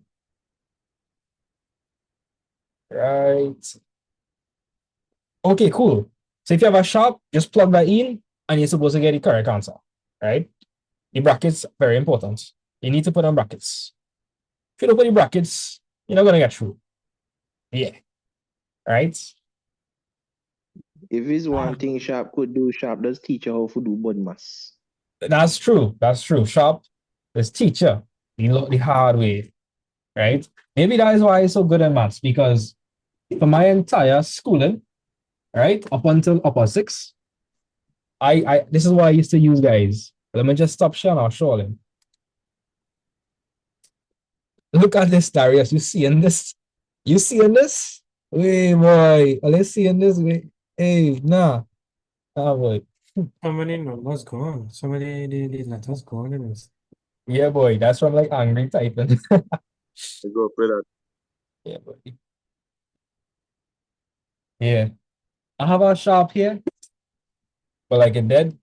Sharp calculators always dying so fast. I don't know why.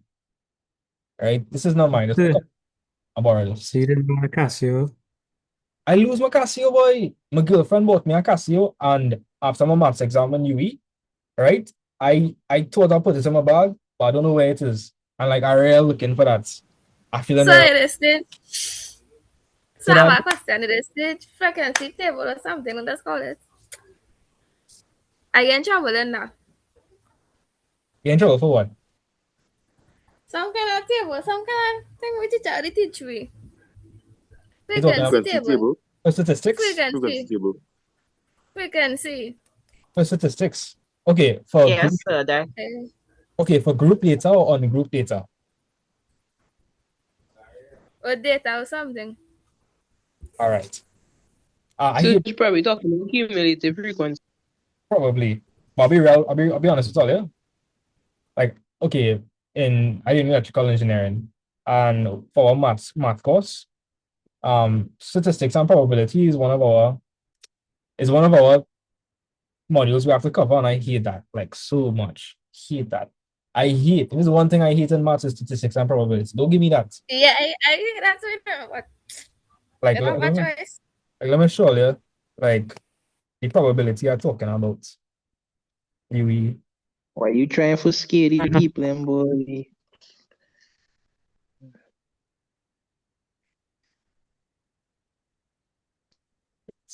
Some man is here, Vince here. Yeah, that is the thing, sir. Yeah. Ah. That does give me an instant headache. I mean, Trust me. Sir, did you do integration? Like, do you have a full understanding of integration? Yeah, I love integration. I love calculus. I'm real good in calculus. Like even at UE level, I'm good in calculus. Real good.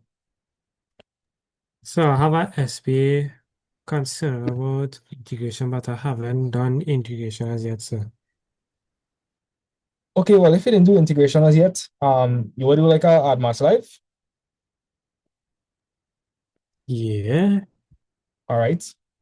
How much people will be interested in that? Like a add maths live. Yes, sir. I would. Yeah. All right. I Well, let's say would. do it, right? And I wanted to do Go on it. into Learn something. Even if you're just doing I'm maths. planning to rank keep next year. All right. Well, my advice is, even if you're not doing hard maths, come and learn some stuff. When you do hard maths has become real easy. Real easy. Like I used to get 90s in hard maths and like 80s in maths. Sometimes like 90 in hard maths and 70 in maths when I was like in secondary school. I always used to do better in hard maths. Always. Right? Hard maths just easier. so it's plotting that graph and plotting that graph. That's really so hard. What? Plotting what graph? Like y is equal to mx plus c quadratic. In maths. Hey, what? Distance time graph, aren't they? Kinematics. That's get trouble. Mm-hmm. Okay. All right, noted. Well, today is the last class on bearings. So after bearings, the the vote was circle theorems.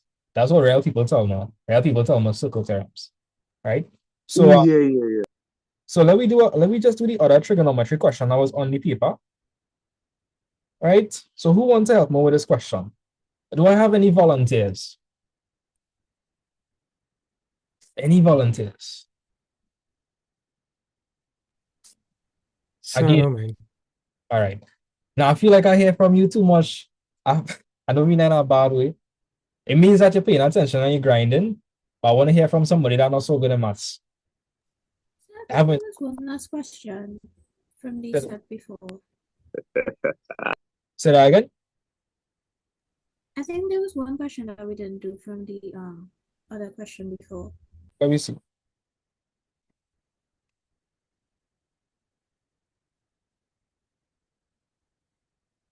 You sure? Yeah, well, I believe it has a part 3 as well. Yes, sir, it's a part 3. Oh, look at right here. Part 3 over here. Right. Right, so I have a diagram here with all the information we would have found in the previous question. And until you're okay with this? Until you understand what we have here? Let me know. Yes, sir. Yes, sir. Yes. All right. They want us to figure out the bearing of town A from where? From where? From where? From C. Anytime you see that word from, you're going to put your pencil there, and that's where you're going to start from. We're going to start from C, right? So from C, where do I want to go to? Go to A. A. Right. Now, guys, tell me, is this correct? Is that correct? Are you going backwards? Why you going backwards? Why you're supposed to do that? That's illegal. No. So I feel like you would sound like I'm maths, you know. But I guys, go do that and say that. I go do Didn't we that get and then 50 force them degrees to for say C? illegal. wait, guys, are you think this correct? What is the number one rule for bearings? You have to go in what direction? Clockwise direction. Clockwise. So if you do, guys, if you do this, that's not a wise decision, right? It's not a wise decision. Only I could do that. I go get away with that easily. I tell you, to one real special, you know, to one real special, I don't know what you've been doing, right? So my answer is going to be from the north line in a clockwise direction until I touch the line joining A to C. So that is what we want to find. So guys, let me show you how we're going to do this, right? What shape is What shape is that? It's a circle. What is the sum of angles for a circle? 360 degrees. I hear somebody say 180, right? I hope you know it's 360 now, right? So I hope you know. Yes, So guys, I'm sure what we're gonna do, right? If we want to figure out for the blue angle, all we need to do is find for the red angles over there. And just take it away from 360. So this one really easy to find. That red angle over there, what will be? 50 degrees. Right? Because the sum of angles are about a line, you know, it's 50 degrees. Right? I mean, what's saying is 180 degrees. So 180 minus 130, 50. Great. Next thing, we need to figure out this angle. So guys, if we want to figure out that angle, or you think we're going to use sine or cosine? Think about it. We just use cosine in the last question. Actually, why we don't just take away 50 degrees from 360 degrees? Okay, if you do that, right, you will be finding for that angle. Is that the same as this? Yeah. Actually, sir. Yeah? Come on. Why don't we just take the 42 and minus it from 90? No, and you then can't do that. So the 24 points. 42 minus 180 would give us that piece we missing here. And then, yeah, Okay. so we're just doing 42 minus 180. Oh, not quite. Let me just address these rooms for confusion. Somebody said that we could say 42 minus 90. Somebody said that? Yes, sir. That was me, sir. Okay, for us to do that, the question would have had to say that C is due east of A. That is what the question would have had to say, right? Watch. North, south, west, and east. Did the question ever say that C was due east of A? Did the question ever say that? No, the question did not say that. So if that is the case, right, do you think this is 9? Do you think this is 90? No, sir. Nah, that's not 90. That's not 90, right? Again, if the question said that C was due east of A, then it would have been 90 because it would have been in the eastern direction, right? So that would be 90. But no, that's wrong. Then somebody said 180 minus 42. The only way that the only thing that would find for is this angle. That's the only thing it would find for. Right? But we're not interested in that. When you say 42. Oh, so it can't go sideways. No, it can't. The line you said. Okay. You thinking about this? Yeah. Or I feel like you're thinking about something else. Excuse, sir, if we do the 24.61 kilometers plus the 50, and then you minus it from the 360, would we get a correct answer? You just said 24.16. Yeah. Did you get that by finding the angle here? That is from that's the distance from the last question. Yeah, from the last question. Nah, I can't do that. But we will need the distance. We will need the distance. And the distance was 24.61. Let me show you something, right? Let me show you something. So this is a 3-mark question. Are you really think it's gonna be that simple? Be real. Are you really think it's gonna be that simple? Let me think. Do you really think it's gonna be that easy? No, the answer is correct. No. If you know what you're doing. Let me show you something, right? Let's look at the triangle in a bare bones manner. Forget about the bearings and what have you. Let's look at the question as if it was like a bare bones question. We know that this is 92 degrees here. This is 92 degrees, right? This is B. This is C. We know that this is 24.61. We know that this is 15. And in the question, we want to figure out for C. Guys, if I want to find for C, what rule should I use? Sine rule. We should use the sine rule. And the reason I'm saying that is because we have a pair of information. Number one, we have a pair, right? So we have angle B and we have side B. Additionally, we are trying to find for angle C and we have length C. So we can use the sine rule. So I feel like I'm a little confused by that though. Excuse sir. Tell me. How you get You common? can start writing the formula because my brain kind of written. All right. So first things first, let me just label my triangle, right? If this is angle A, this will be common A. If this is angle B, this will be common B. If this is angle C, this will be common C. Right? The formula for this would be A all over sine A is equal to B all over sine B is equal to C all over sine C. That's the sine. And we will need to pick 2 out of these 3. Right? And how are we going to pick the 2? Number 1, what pair of information do you have? We have B and sine B. Right. So automatically we're gonna select B, right? Next thing, what are we trying to find for? Trying to find for C. Automatically we had to select the one with C. Right? That's how you figure out the formula you're gonna use. So the formula is going to be B all over sine B, right, is equal to C all over sine C. Next step is substitute. So what is B? 92 degrees. Now, 24.61. Oh. Common letters are lengths, not angles. Remember that. So B is 24.61, right? Angle B is 92, right?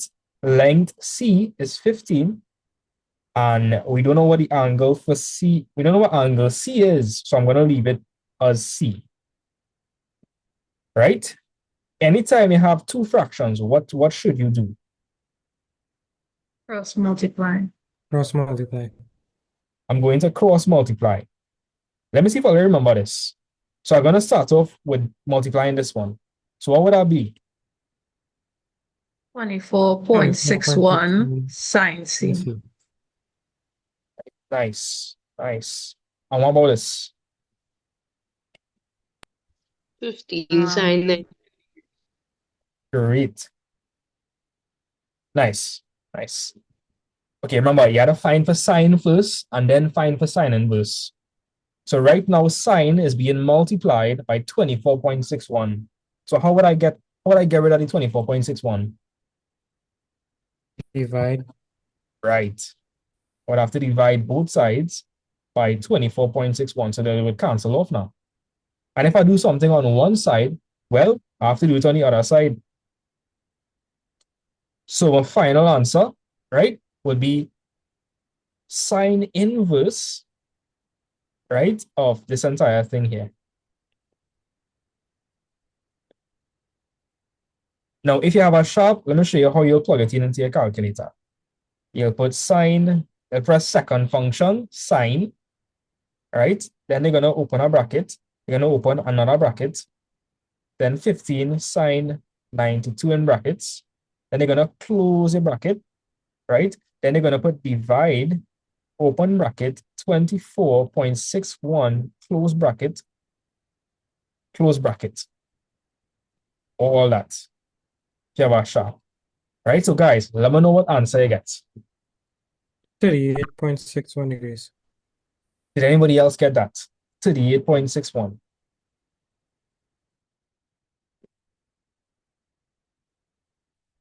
Was there anybody that got 38.61 as well? I got So I get 37.52. 37.53. Let me see.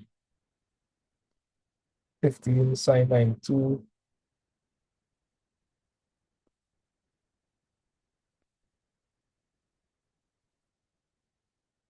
I get 37.553. If I round it off to two decimal places, 37.53. Yeah. So make sure you're getting 37.53 when you round it off. 37.53 degrees.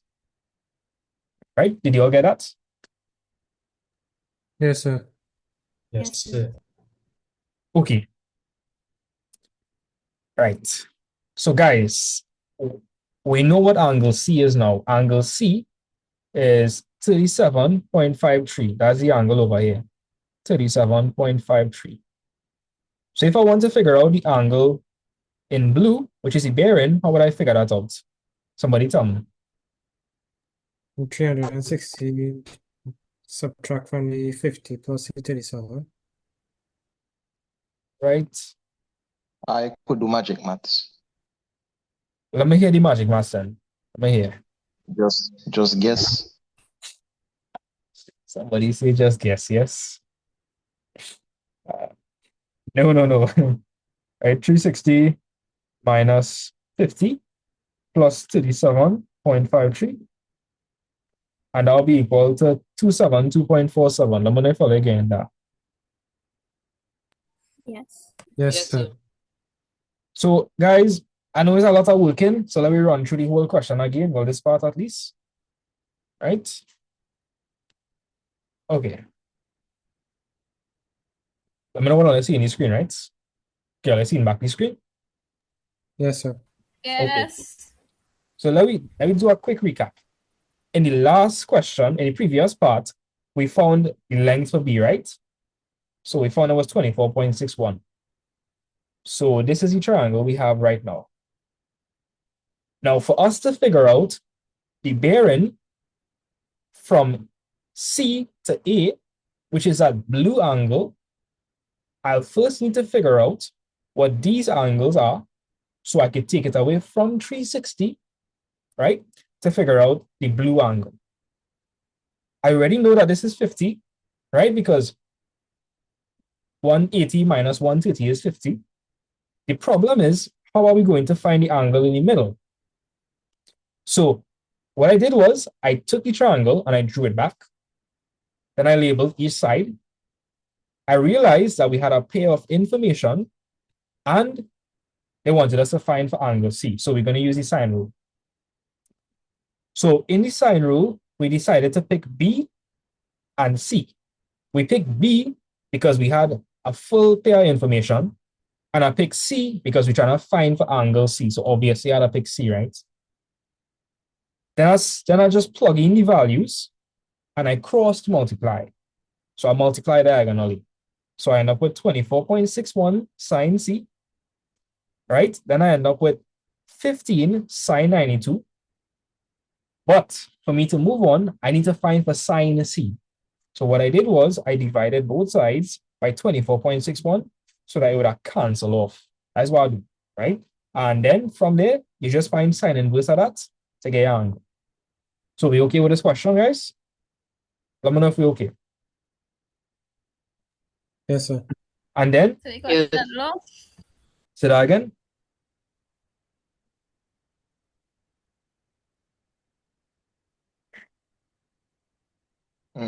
Somebody asked if the cosine rule could have worked. If the question what? Cosine rule could have worked. Cosine rule, I would say no. You can't use the cosine rule. If you wanted to use the cosine rule, which should be very difficult, because you'd have to make the angle the subject of the formula, you would also need to know what A is. If you want to use the cosine rule, let me show you, right? Let me show you. If I wanted to use the cosine rule for this question, this is how it'll look like. So C squared is equal to A squared plus B squared minus 2AB cosine C, right? I would need to move across everything. So minus A squared minus B squared, that'll be equal to minus 2AB cosine C. Then I would need to divide both sides by minus 2AB, right? So in other words, cosine C would be equal to C squared minus A squared minus B squared all over minus 2AB. And then I need to find cosine inverse of that to find for C using the cosine rule. You still think you want to use the cosine rule for this question?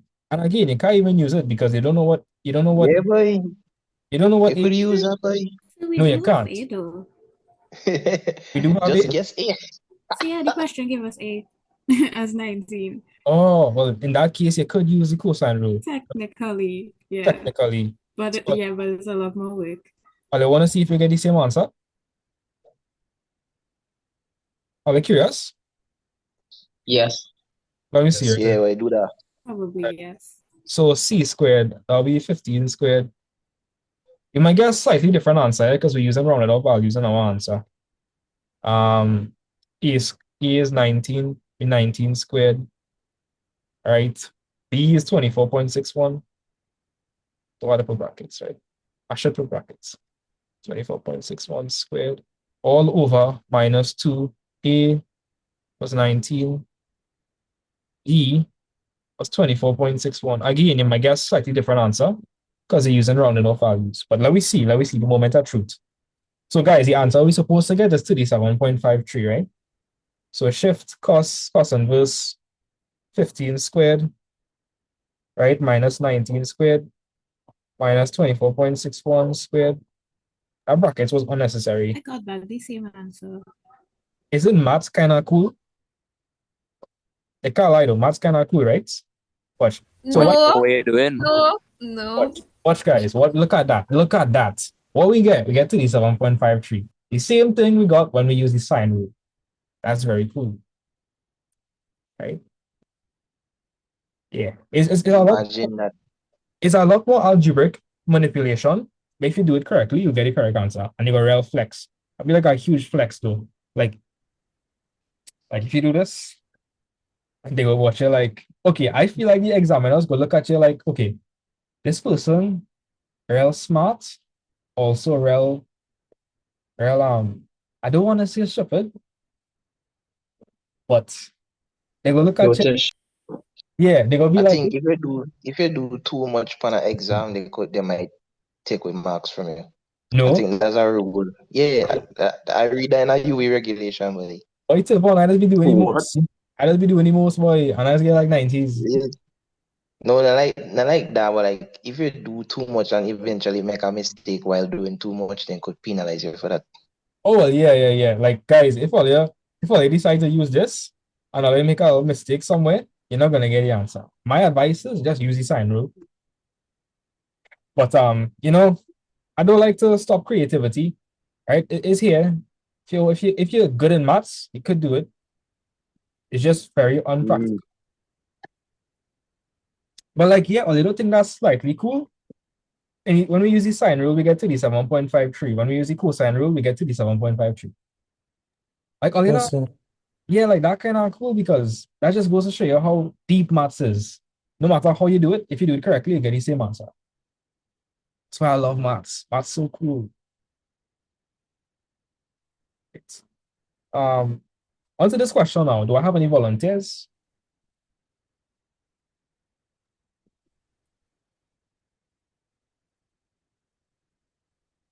The silence real loud. Like, damn. Yeah, I was really. The silence real loud. So Pick somebody. I don't even know who to have any meeting. I said, give it time people leave. Sir, I was willing, sir. Oh, Nicola, you want to go? If nobody wants to go, sir. All right, Nikolai. Right. Yeah. So Nikolai, get the question I read. By the way, I'm going to preface this by saying this question is not going to be using the sine and cosine rule. This question is going to use trig ratios and Pythagoras theorem because we'll be dealing with triangles that have 90 degrees on them, right? Yeah. Yeah. So get the question I read. PMQROS is the cross section of a play area in a park. PQRS is a rectangle and PMQ is the semicircle.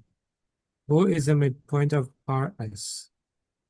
OP equals OQ equals 15 meters and angle POQ equals 40 degrees. Okay. For most of it in this Zoom, they probably think that was gibberish. Like, be real. Like, if you read That is gibberish. yeah, like if I read that gonna be real gibberish. I know that. Like if I like he read it to me and I didn't understand, like, okay, I have ADHD, right? If somebody reads something. Imagine that. Like if somebody reads something to me, it's gonna come in one ear and go out the other ear. Being real. So here what, right? Nicola, here what we're gonna do. We're gonna break up this question into each sentence. So the same PMQROS is a cross section of a play area in a park. Right?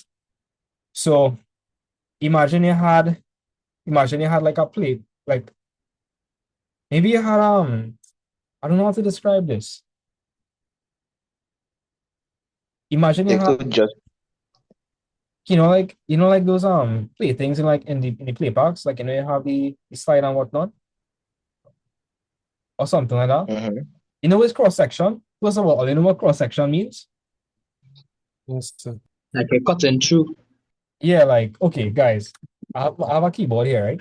If I cut it directly vertically and you see everything on the inside, that would be a cross-sectional view. Like if I cut it. But in this question, I believe they're talking about like a top-down view, right? Very weird phrasing. All right, but we're not gonna let that confuse us. Let's continue. All right, so Nikolai, then they're saying PQRS is a rectangle. Can we see the rectangle? Yeah. Yes, sir. And then PMQ is a semicircle. Can you see that semicircle? Yes, sir. They say Yes. O is the midpoint of RS. So I have a question, right? If they're saying O is the midpoint of RS, if here to here was 30 meters, What would here to here be? 15. Great. 15. Right, because that's what midpoint means, right? Means it cutting something in half. Right, cool.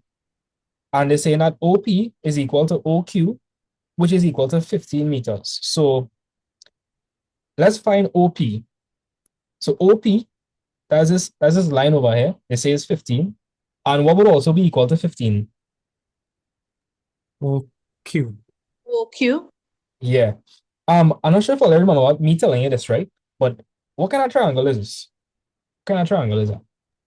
Isosceles. Isosceles. And if you draw a line, remember I was saying like for isosceles, if you draw a line, it would cut the base in half. Mm-hmm. So let's see what I'm talking about now. Like it literally Yeah. cutting it in half, right? Cool. So that's the information the question gave us. And they're also telling us to use pi as 22/7. So do that. Also, I notice RQ and PS have right angles. Yes. So that's like 90 degrees. Right? And when we have right angle triangles, what are the two things I could use on it? I could use trig ratios. Trig ratios and what else? Pythagoras theorem. Right.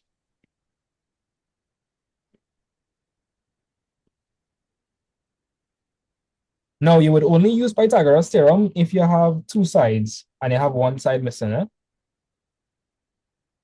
If you don't have two sides, just know you immediately how to use the trig ratios. Right? Okay. So they want me to find the value of OPQ. Again, with this three-letter notation. Anytime you see three-letter notation, they're talking about the letter in the middle. So really angle P is what they're talking about. Angle P, right? And if you want to see it visually, watch. OPQ. Nikolai, and you can see that the angle is in the middle by P. Yes, sir. Great. So we want to figure out for this angle. Now this question really easy, this one. Because let me ask you a question, right? Base angles in an isosceles triangle are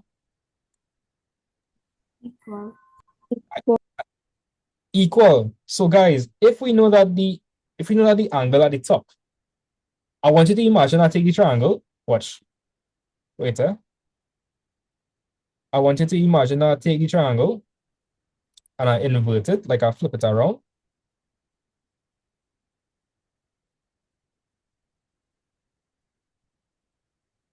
Right? The angle at the top is 40. And Nikolai, if that is the case, then the angle at the bases would have to be the same, yeah? Yes, sir. So how would I find for the angles at the base then? You would have to use 180 degrees minus the 40 and then divide it by 2. Correct. So I would say 180 minus 40 divided by 2. And that would be equal to 70 degrees, I think. Just verify that. Yeah, 70. Yes, sir. Now, if any of you all are confused, I'll go it over, right? I see where somebody might get confused. Now, if an isosceles triangle, the angles at the base. So, okay, in this triangle, it cannot upside down, but PQ is the base, right? So, in other words, the angle at P would be the same as the angle at Q. You can see it better over here, right? And now, what we could do, right? If I take away 40 from 180, because we know all the angles in a triangle is 180, we'll end up with 140. And guys, and these two angles would share that 140 equally. Yeah? Yeah. Yes, so sir. 140 divided by 2 is 70. Nice. Hope nobody confused with that. All right, so that's the answer for the first question. You okay with that, Nikolai? Nikolai, you good? Nikolai. Yes, sir. Okay. The mouse wasn't working just now. Oh. Right, part 2, calculate the length of OR. So there are multiple ways you could do this question. You could use the trig ratios or you could use Pythagoras theorem. But which one you want to use? If we want to find for OR, If we I want to, mean, we We don't can have use two the sides Pythagoras. already, you know. We could use Python. Why we gonna make the life harder while using trig ratios? Well, I think that kind of more I find trig ratio complex. easier. I find trig ratio easier for this question. Yeah. Honestly, you will see just now, right? But let me use Pythagoras. Do both. Do both. I will do both. Right? If it's one thing I want to let us start to realize is maths real cool. You could do things multiple ways and you'll still get the correct answer. Granted, you're doing sense. Granted, we're doing making sense. Right? So Nikolai, we trying to figure out for ORNt. Yes, sir. We know that this is 15, and we know that this is 14.1, yeah? Yes, sir. Okay, cool. Take this, put it over here. So if I'm writing Pythagoras theorem for this question, I'll say OQ squared is equal to OR squared plus QR squared. So guys, Pythagoras theorem says that the hypotenuse squared is equal to the sum of the other sides squared. So guys, and we can see that this is the hypotenuse, it's the longest length in the triangle. Am I the only one seeing now? Like, do you all see that as well? Can we see that this is the longest length? Yes, sir. Yes, sir. Right. Yes. So OQ squared, and it just be equal to the other side squared, the sum of the other side squared. Remind me, if I had time, I will show you the proof for Pythagoras theorem. All are real cool. Maths real cool. But anyways, Nikolai, let me get the answer, right? Plug in everything now. So OQ is 15 squared. OR, we don't know what that is, so I'll leave that as OR squared.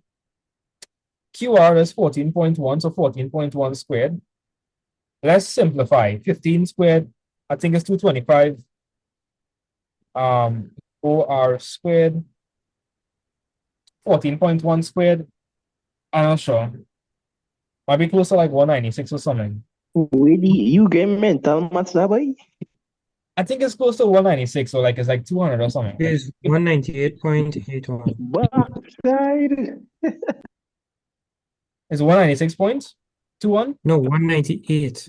Oh, 198.81. 0.81. All right. So here what we're going to do, right?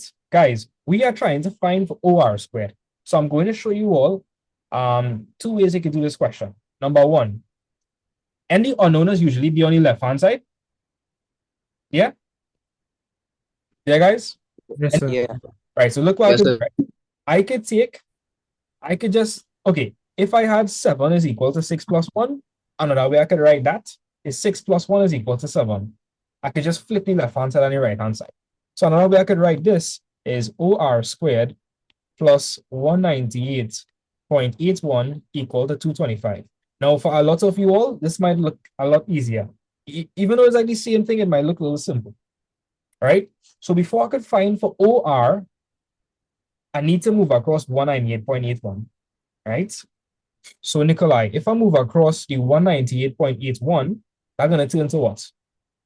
Minus, well, 225 minus 198.81.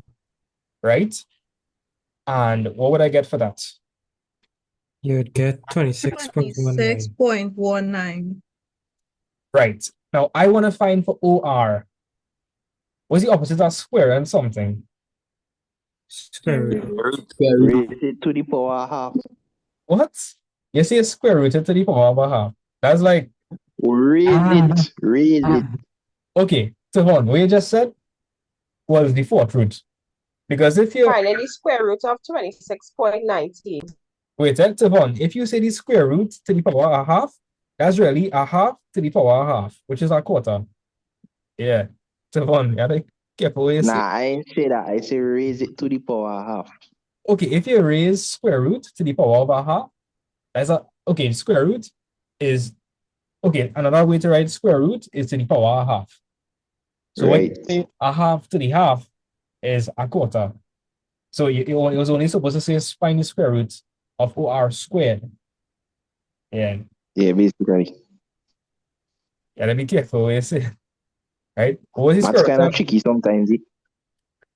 what is the square root of 26.19? It should be like 5 point something. 5.11. 5.11. Well, again, 5.11. Well, they didn't specify, but yeah, I round it off to 5.12 Okay, because I have 7 at the other side. right? Let me just verify that. Square root of 26.19. Yeah, the number after 1 is 7, so you add 1 to 1. So 5.12, right? And that'll be in meters. That's one way you could do it. Another way you could do it, right? If you wanted, in this line, right? At this line, you could just move across the 198.81, right? And that would be 225 minus 198.81 is equal to OR squared. That would give you 26.19 is equal to OR squared. You find the square root on both sides. You'll get 5.12 meters is equal to OR. And at the last line, you flip it. OR is equal to 5.12 meters. So those are two ways you could deal with the question. We okay with this question? Easy? I'm gonna hold it, feeling. Yes, sir. Yeah, that's legal. Do the trig ratios when you're ready. All right, I'm gonna do the trig. I promise it's so easy, yeah? So Nikolai, I'm gonna show you bet the trig ratio easier on this. Once you know your stuff, so it would be easy. All right, well, let we apply this stuff. So check this, right? These angles in blue, right? And this 70 degrees each. Yes, sir. And where's the angle for a rectangle at one of the corners? 90 degrees, sir. So what this angle here will be? 20 degrees, sir. Right. So if I label my triangle, right? This is 20, 15, 14.1, right? So this is H, this is A, this is O, right? So I want to find for O, so I could either use sine or cosine. I'm going to use sine. So sine theta is equal to O over H. So the angle here is 20. O, I don't know what O is. I know H is 15. So I multiply both sides by 15. So O is just 15 sine 20, and I get my answer one time. That was it. That's it. That's easier, in my opinion. Right? 15 sine 20. Bam.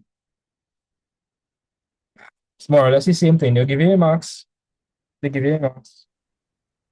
Right? And the reason you're getting slightly different answers is because of the technique you use. Right? But they will give you these marks, right? Yeah. Right. That So quick Nicola, up, but you have no like soca to it. yeah, for sure. And if we use cos, what? Cos theta is equal to A over H. We know the angle is 20. We know that A is 14.1, right? All over H. What's in? 1 second, right? No, you can't use cos. What's in? You need to use sine because sine have O in it. Trying to find for O. So you can only use sine. Yeah? Yes, so Nikolai. I feel like you'd have still use Pythagoras theorem. I feel like you'd have still use Pythagoras. I don't know why we're doing all this work for just 1 mark. You could 2 marks, right? You could just do this.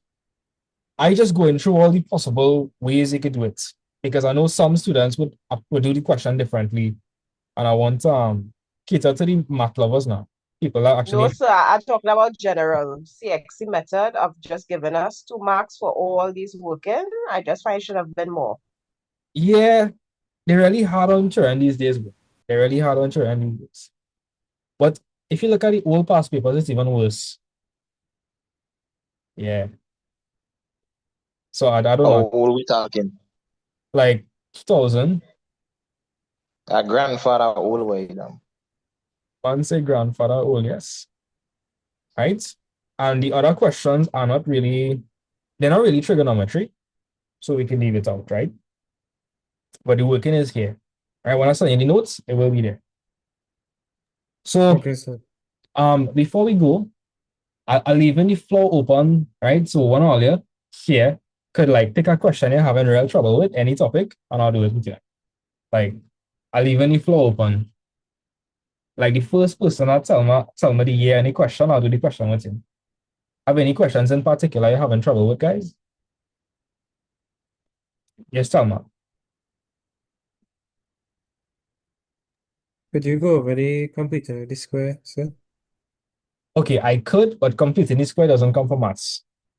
I feel like that would be unnecessary. It don't come from maths. Serious? Yeah, I haven't seen it come from maths in a very long time. Like, it's not in syllabus anymore. Mm-hmm. Oh, okay. Yeah, so don't worry about that. Wait, this is I know I plan for this is January paper prep. Yeah, and January 2026. and just revision in general. But this is mainly for students going to write the exam in January. But yeah, completing the square is only coming at maths now, right? But it wouldn't hurt. What? It wouldn't hurt to know it. I will send out a video that they don't complete any square, right? But it's not important to know in regular maths. I see that Renisha raise her hand. Yeah, Renisha, you have a topic, you have a question you want me to do again specific? A specific question? What about circle theorem? That's What always do you bring them? Yeah, they bring circle theorem every single year. Yeah. Well, I don't understand circle theorem. If you could explain it for me, please. All right, circle theorem is like a whole session thing. So we could start that tomorrow, right? Okay, no Because problem. But I could run over some basics now, just to get share like a little I into it suppose you need to know what the different properties of a circle are. So let me show you what I'm talking about. So find a circle here, right? This is center. Could you tell me what I would call this? The red line. What would I call that? Radius. That's the radius. Radius, right? What would I call this green line over here? Is it the diameter? Diameter, right? Or what I call this yellow line here that passes through 2 points and goes straight through. Not much people gonna know. Is that the chord? Yeah. That's not. A lot of students don't know this. The tangent is not the segment. The tangent is not the line that has go over the circle. One time. Let's talk this is in the circle 2 times. Right? So guys, the name of this is called the sequence. This is a secant. That's the name for that. It's a secant. Right? Okay.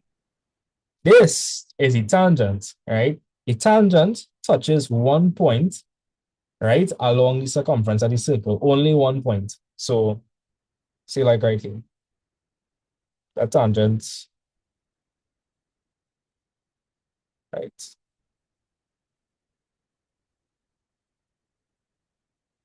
Excuse me. Yeah, Tama. The tangent is it is always have to be 180 degrees. Well, the tangent is Rather than a straight line equals the yeah. Hey, any line, once it's a straight line, right? Yeah. The sum of angles is 180. Thanks, sir. No problem. Could you all tell me what I would call, wait, before you tell me, what would I call that? A shaded region. Is that the chord? A minor segment. Yeah, that wouldn't be a chord. That's a minor segment. That's a minor segment. Minor. And all they make a guess, right? Okay, so a segment, guys, a segment is just piece of a whole circle, right? So imagine if I cut a pizza, this piece will be the minor segment. So the minor is a smaller piece. So the smaller segment, right? The bigger piece is called the major segment. So guys, what do you think I'll call this red area over here? Major segment. Major segment. Right, this will be the major segment. Great.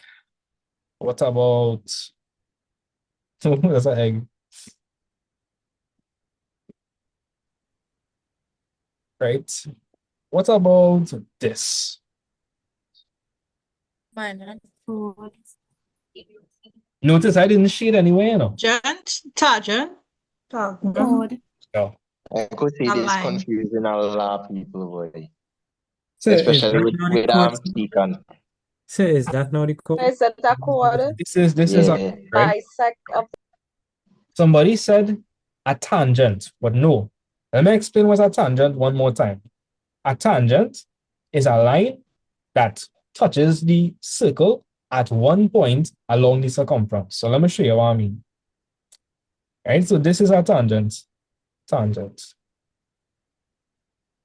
Oh, do you think this is a tangent? Oh, do you think that's a tangent? No.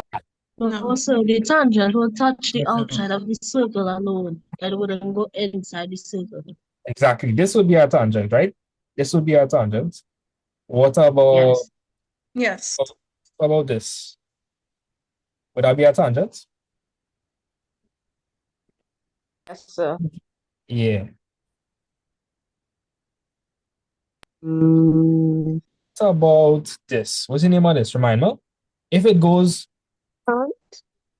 The segment. nah, A secant. second. A chord.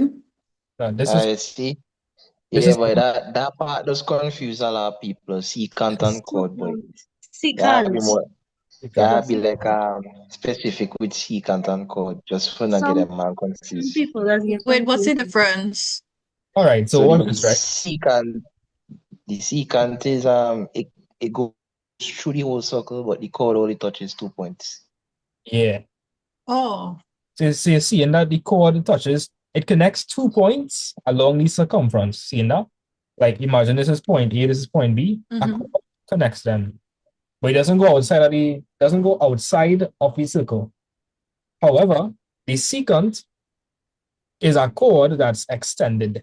They extended past the circle, like past the inside, that's secant. So let me ask you a question. What do you think this is called?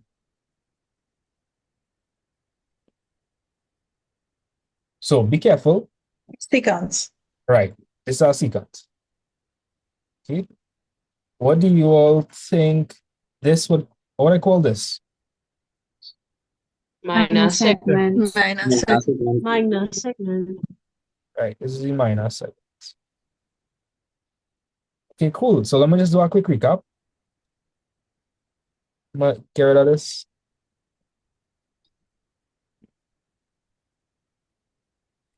What should let's have in the meeting? I can't see. It's 26 people. 26 people. I surprised. Like I thought been it was 31 at one point. I ain't telling no lie. I I've been surprised. surprised when I join and see this amount of people. Like, wait. Like I surprised it still have people. Like wow, I thought people would have leave by now because like it's 10 o'clock, right? Or let's sound At like least we have one extra pastor because it's 27. January. Say that again. People hungry for maths because they have exams in January. That's Only Yeah, me January too. alone. It's not May, June. For me, example. Nah, but May so far away. Hear what? January is next month. Hear what? No. If you want to do good in maths, just do maths. It don't matter if your exam is in June or Jan. If you're here right now and you're grinding maths, you most likely will do good in maths. The more maths you do, the better you'll be fair, right? Thank you, sir. I tell you try, that. I try. The more maths you do, the better it'll be fair, right? And I go and do these lives all the way till Christmas. So I hope I see you all the way to Christmas because we're grinding maths. And then from Sure, no 27th, problem. and So you're not doing the thing again 27th. oh, so but as a paid crash course, like I helping. This is my Christmas Yeah. gift to everybody. It's my Christmas gift, like till Christmas. But if you want me to cover the whole syllabus with you, that's the crash course. The crash course is from the 27th to the 30th, right? 4 days. 12 to 5 p.m., right? And you have access to my 24/7. I'm not gonna sleep. So if you need help at any time, just message me, I'll help you. Right? And it's 4:15. But you go sleep, boy. Wait, sir. You say Yeah, I take some nap. 4 days and it's 24 hours? Yeah, I'll be there.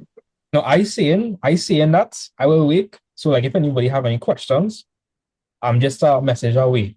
Right? Yeah. Oh, okay. So I'm saying. Mhm. Also, the class is just going on till 12 to 5. Say that again? Yeah, the class is just going from 12 to 5. But like, Savon, like people don't know me, are they gonna know a little extra? You know? When I say 12, Yeah, we'll go. You might go till 7 or 9. I wouldn't say, hey, we gotta see. Well, he ain't gonna go till 9, but he might put a little hour, 2 hours on the session just to make sure people Yeah. understand. Yeah, For example, if they say 24 hours, he literally mean 24 hours until you're gonna be like about 4 in the evening to about 4 the next morning. That's all. That's all it says. I go Excuse meet. me. Yeah, tell me. For the moment there, I thought you was doing that challenge for the 24 hours thing again, you know, sir. No, I'm He gonna might do it do. again. No, I'm gonna He do. definitely gonna do it again. No, I'm gonna do 48 hours next. 48 hours. But when? Why? So Yeah. 48 hours, you see? Yeah, 48 hours without sleep, just doing maths, helping people online. Yeah. Make sure you have your thing to eat, sir. You're I, gonna I, need plenty. I didn't eat anything since I start here. Like when I teach in maths and I in the zone, I could just go. I could just, it's like only after I finish, then I'll be like, oh. Okay. Here's something, right? Last year I was about to do exam and I had known everything that I had covered. When it's time to do the exam paper, I totally went blank. That was me. That was me. That was me. That's very normal. I could not do statistics, nothing. Nothing came to my head. No, I just That me. That has I happened. end up using stupidness on the people. Real normal. I had this one exam in UE, right? One exam in UE. If I tell all this, I'll laugh at me. But I redeemed myself this time. I failed one course. I don't know how, right? I well see I write smart things, boy. When I check my results, I see 0.1 out of 15. I was like, what? How? But before you say I'm stupid, I write back it this year and I get full marks. I get full marks. I get full marks. I get like I'm pretty sure I'm gonna get close to 100%. Yeah. But I understand what you're talking about. Because I'm still a student and I know what you mean. Right? You think that you do all that practice and then when you see the paper, you just gone blank. But I have a solution for that though. I have a solution. You want to hear the solution? Yes. Yes, sir. Yes, sir. Okay, here it is. If all you think looking at somebody teaching is enough, is really not enough. You need to like throw your phone away. Well, don't throw it away, right? But like put yourself in exam conditions, like strict exam conditions, and you need to try to do papers by yourself. Again, if you watching me teach maths, not gonna help you that much. You need to actually practice by yourself under exam conditions. That's what's worked for me though. Because sometimes I would tell myself, okay, if I read that slide, I should be good enough. But that'll ever be enough. You gotta do practice by yourself. You gotta do it under exam conditions. So unless you have really strict muscle memory and you could remember everything that you watch, more than likely that will happen. Because I see you do the trig stuff, no, the sine stuff, the angles and whatever. And I understand it, but I can't do it without practice. Like that need real practice. You need to know how to do your stuff, manipulate your stuff, and you need to know your rules as well. Exactly, like in this live, you will look at what you're doing and say you really understand it. And when you go to do it by yourself, you're scratching your head. You're saying where to start. So guys, just practice. Right? Just keep practicing. Like so yeah. Do yourself like a favor. Make some so you could look at Mr. Man notes here. Make your own notes and then use that now from what you understand and then make a study session for yourself. You put yourself in a zone. Take like 2 to 3 hours. Take breaks in between because obviously you ain't gonna go that full 3 hours unless you're like mad or something. But Like me. yeah, just take some time, do the practice, get yourself in the zone, and then put yourself in an exam condition and see how much of the questions they could answer. And the ones them that you struggle upon, you don't know you need to go and put in some work. So do yourself that favor, and I guarantee all you, I should do all you who doing the exam January, yeah, go mash it out. Yes. That is the formula, right? You can't just look at somebody doing maths. You have to do maths yourself. So As I could say from experience, bro, I been struggling with UV course and that's exactly what I do now. I feel I pass most of them papers, but yeah, they have a difference between passive learning and active learning. Big difference. You need to actively learn. big difference.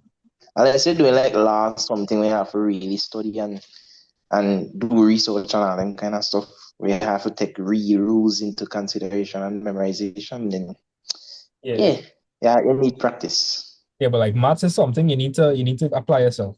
You can't just read and think to apply yourself. Yeah, like Cool. Let me jump straight that's back what I tried into to do it. last time. I got mashed up. So let me jump straight back into it. So guys, I'm just gonna give a quick recap on circles, right? Quick recap. Like we're gonna move real fast. What would I call the blue line? What's the name of the blue line? Radius. Yeah. I'm talking in 2 times speed, boy. What would I call the purple line? Diameter. All right. What's What's the diameter of a semicircle? the diameter makes semicircles because the diameter cuts the circle in half. Yeah. Once you have a diameter, you have semicircles. So like the diameter cuts the circle in half. So this is a semicircle and this is a semicircle. Okay, understand? Yeah. All right. What would I call the green line? Chord. Right. So a chord connects 2 points of the circumference. Right. And what would I call this yellow line? Secant. Secant. Yes. Tangent. Good job, guys. What would I call this? Tangent. Tangent. Nice. Quality tangent. Okay, so let's see. I feel like I did good with the basics. Right? What would I call this? Minus segment. Right, this is the minor segment. Right? What do I call this? Major segment. Great.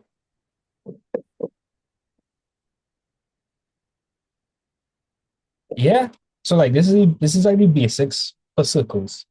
Right? This is the basics. Yeah, man. I forget Know this, sector. and yeah, should be good for tomorrow. Oh yes, Those yes. of you who Wait, joining. wait, let me Forget just sector. yeah, I had to talk about sector. Thank you for reminding me. Yeah, about that, sorry. Right? So a sector is formed by like you can think of it like a slice of pizza. Right? So let me show you what a sector is. So I'm starting from the radius and I'm going to a point along the circumference and I'm repeating that same process again. Right? So this, right? Can you all see this piece over here, which looks like piece of a pizza? Yes, sir. Right? Yes, sir. This is a sector. Right? Do you all think this is the major sector or the minor sector? Minor. Another sector. Minor sector, sir. This is the minor sector. This, what do you think this is? Major sector. Right. Oh, you know where's an arc? Yeah. All right, so The arc, yeah, Tama. arc is from the the outer line from the slices of the pizza. Yes. So it's like it's piece of the circumference. You can say like that. It's piece of the circumference, right? So this will be the minor arc, right?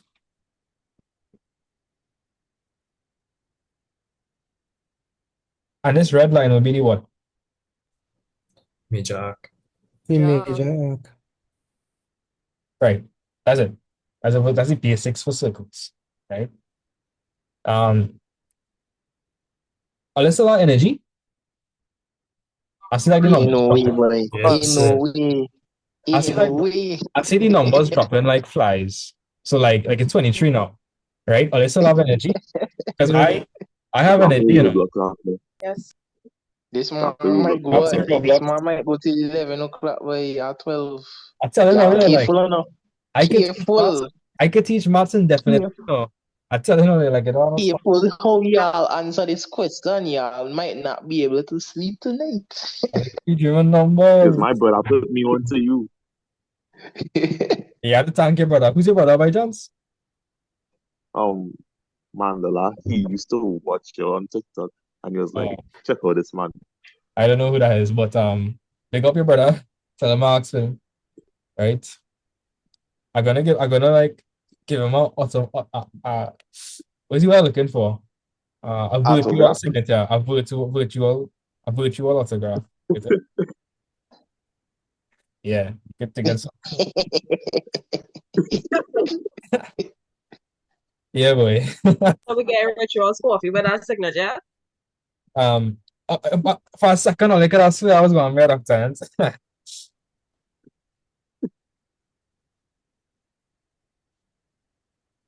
Yeah, I could never replicate my signature the same twice. I can't. But you know what? I I was don't sign. think anybody could do that. I don't think so. But I'm gonna sign the notes. I'll have like I'm gonna sign it by the TikTok name.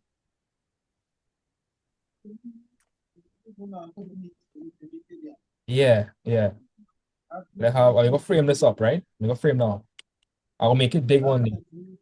Mark my words. I see somebody drawing a smiley face something. Wait. Keep that smiley face. Ah, boy, now what we talking about. Let me add some here for the smiley face. Completely legal. Wait. That looking like the and you know, like for cricks.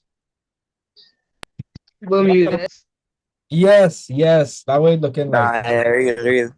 That's the correct logo. That's how I see it. Them and it also gonna give him a Pringles, man. Wait, You need a mustache. A bigger one. Yeah, cover your whole face with that.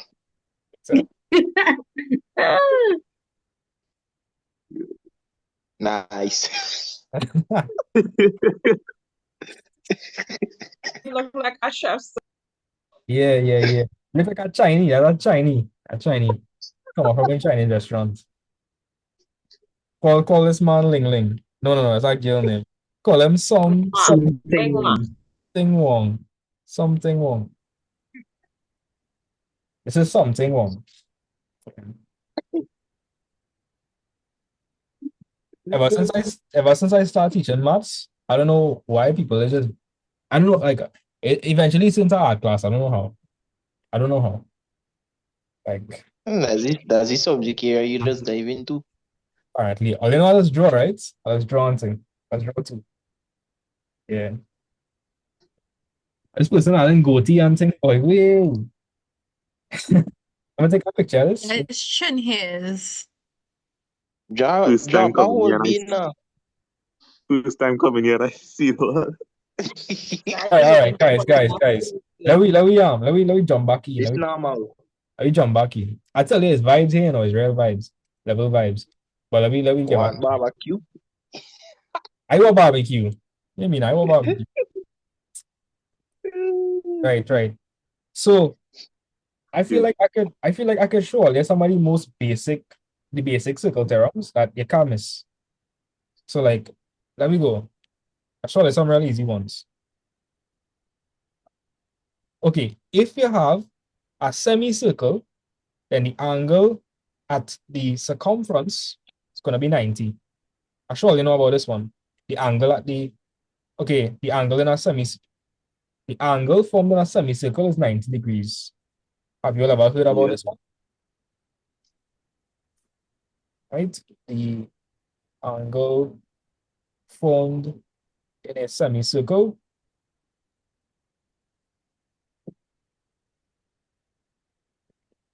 is 90 degrees. Have that one. Another easy one. Also specify that the line of the angle needs to pass through the radius because somebody might see that and say, well, oh yeah, oh, this look like a semicircle in an angle, and so I go say, yeah, that's 90. It needs to be a diameter. Like you see this purple line here? It needs to be a diameter. And a diameter needs to pass through the center. Just remember that. So like guys, watch. Let me show you something, right? Watch this, eh? Watch this. And I know someone will fall for this in the exam. I know. I can smell it. How much all you? How much all you going for 90 over here? I sure someone going to do that. I sure someone going to do that. I know what they're going to do. Everybody falling for that. Solve that one time. What are they doing, right? Wait, wait. I have a sticker for this.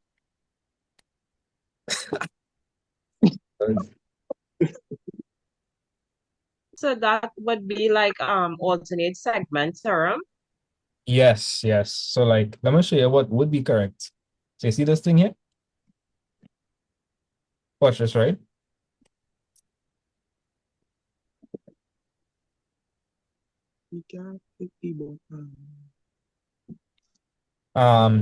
So this theorem says that angles standing on the same arc or chord, right, are the same. So let me write down the theorem for this one. I'm not sure if that's what you meant. That's what you meant? That's how you learned it? Right, so the theorem for this would be, right, angles standing on the same arc or chord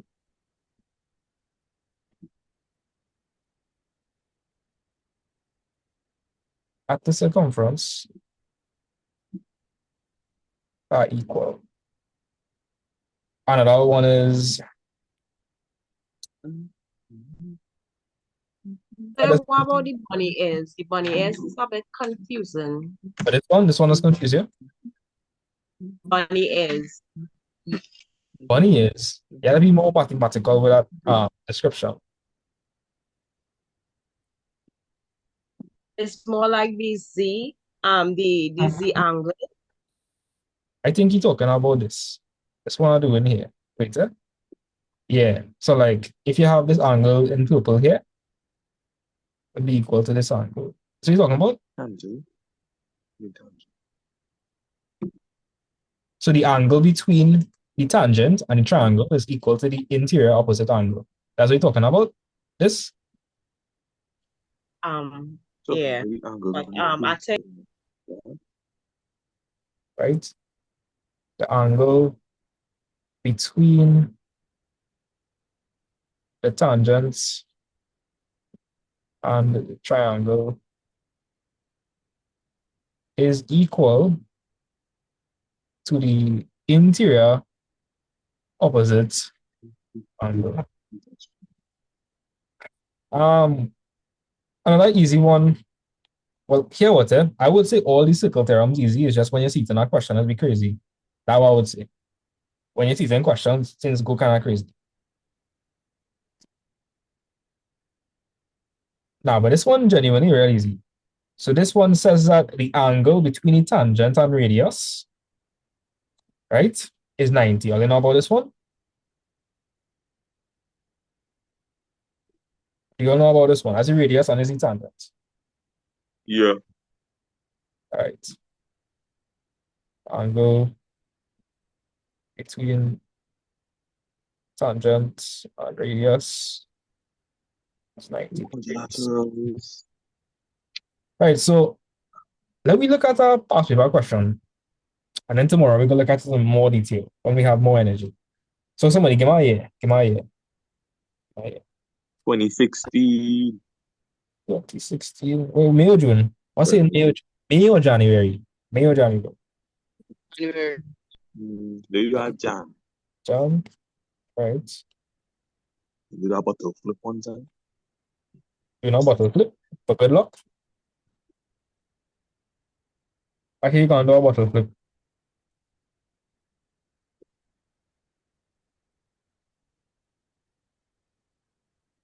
Okay, I have you. Swear to God, I probably do all these questions. All right. Feel how to erase is beautiful. It's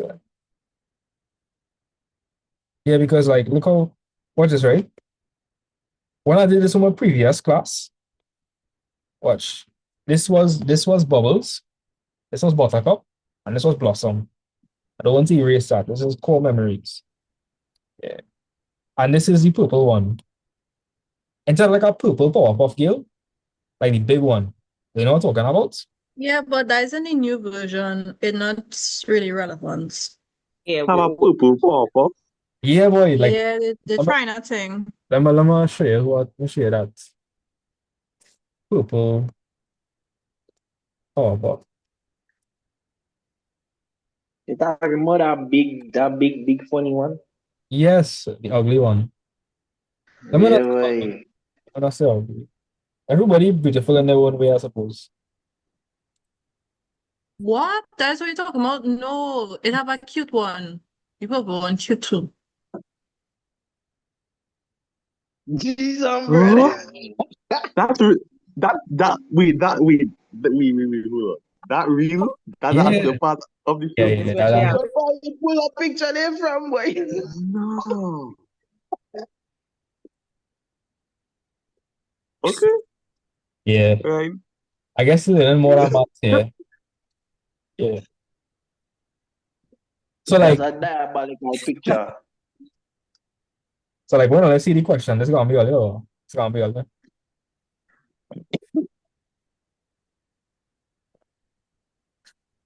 Like it has so much hope in this picture. Like it looks so hopeful. I don't know. Again, real hope in this picture. But anyways, let me attack this question real easy. The only thing I would tell it as hard in maths is probably vectors. Vectors require some critical thinking. Everything else I would say not that hard. Right? Okay.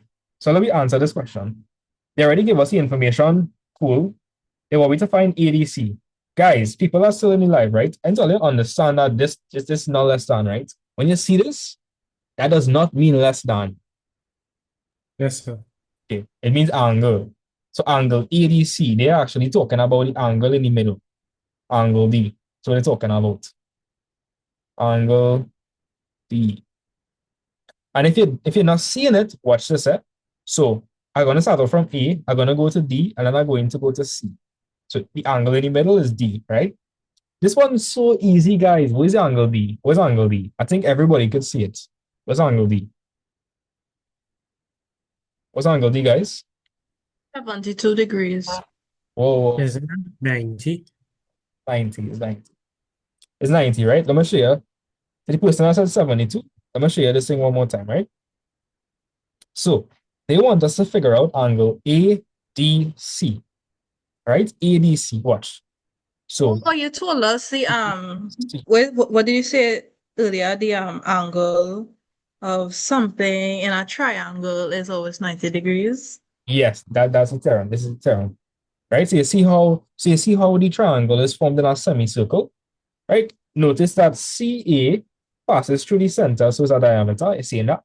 CA is a diameter. Seeing that?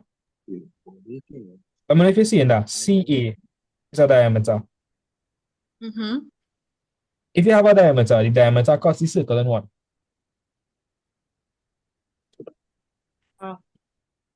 In half, right? So it would form a semicircle here. So this is one semicircle and this is the other semicircle, right? And the angle formed in a semicircle is always 90 degrees. So that's the answer for the first one.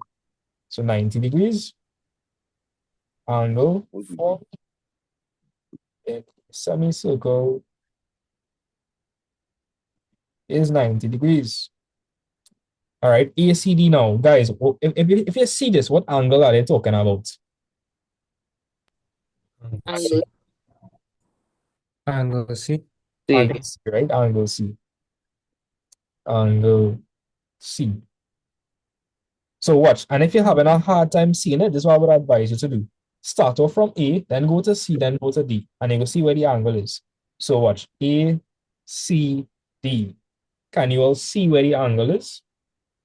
Yes. All right. So the angle is over here. Right. So notice that this triangle, okay, notice that the angle formed at the center, right? And the angle that's formed at the circumference, both of them are standing on the what? Just remember, guys, what would I call AD? Oh, the 90-degree angle. Wait, I know. Let me show you the theorem I'm speaking of here. Watch this, right? Is that I didn't show you this theorem yet. If you have an angle at the center, right? And let me just say, yeah, standing up on that same arc or chord, you have another angle. So watch this, right? So let me just call this E, just call this B, right? All right. So let me know if you're with me so far. So I'm saying that I have this angle here. Let me just put on probably call this 50 degrees. If that is 50 degrees, then this will be 25 degrees. So look at what I'm saying, right? Can you see that this angle starts from AB? Can you see that it starts from AB and it goes to the center? Yeah? Yes. And then this angle over here, it starts from AB and it goes to a point on the what? That's what C.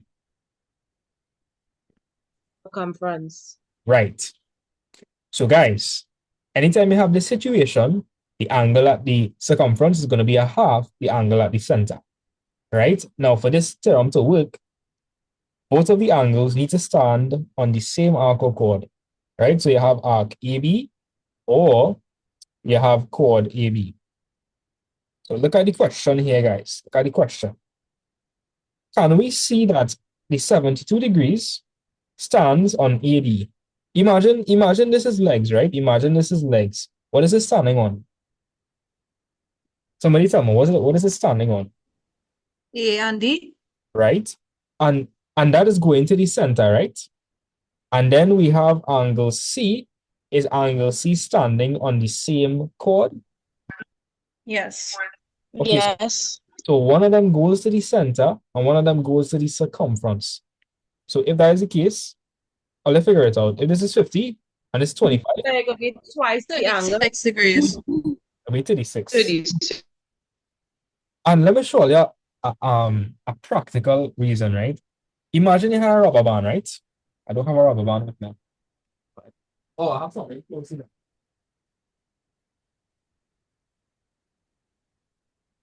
I do have a rubber band. Who would have thought? Okay, so look at this, right?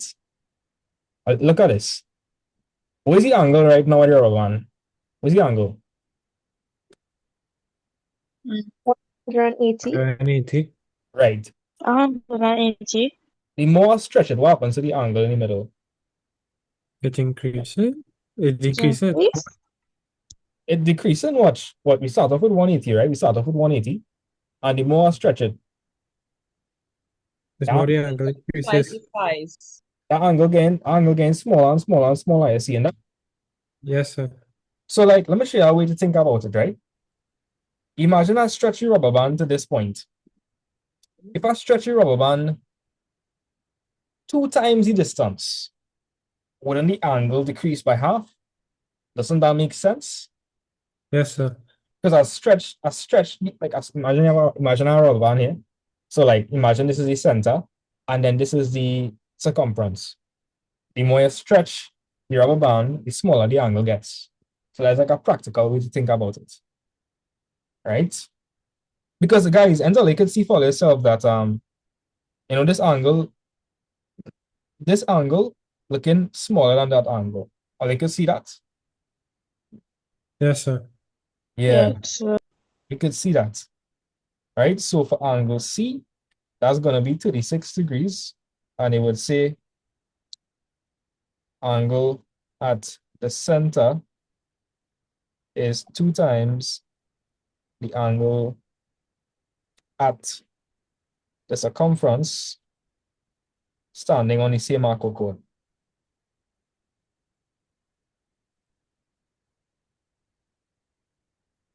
All right, CAD. By Excuse now, me, sir. Just one thing, the angle that you were showing us just now this is what quality body is. oh, this Or the we Z angle. You see how it have the Z, or it have like the two bunny ears on top to the side? No, not this one. The other. Go back to the original. Yeah. oh, okay. Yeah. So that is what the quality body is, or the Z angle. If you make the Z, you will actually see. Like, wait, this is the only From Z I C could to see. D, and from D to B, go straight to E. Say that one more time. So you want to go from, tell me where to go. From A to B, A to B, right? from B to D, Over here. That we're talking and about. from, yeah. Okay. But that's only theorem we use for this one, eh? But I see what you're talking about. The theorem we used for this one was the fact that they're standing up on the same arc or chord, right? So this angle standing up on AD, and it goes to the center, and then this one goes to the circumference. So think of it like a rubber band. If you stretch a rubber band more, the angle will get smaller. So the angle at the center. That's so boring. Say that again. Say that again. Okay, I'm not hearing you. But yeah, the angle at the center is 2 times the angle at the circumference. Just remember that. Right. For part 3, we want to find for angle E. Angle E. Let me see if we can do that fast. CAD.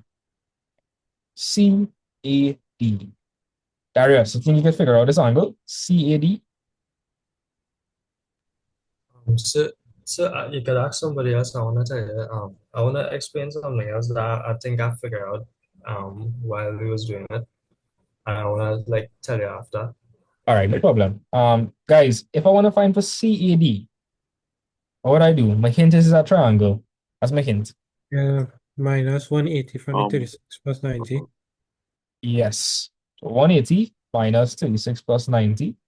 And that'll be, it should get like, well, like 54. Yes, sir. All right. Yeah. So this one was really easy. 54 degrees. Sum of angles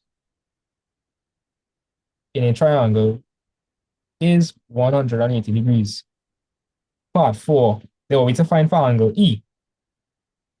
Angle E. All right. So I don't know. When I look at this, I think of OBR. Right.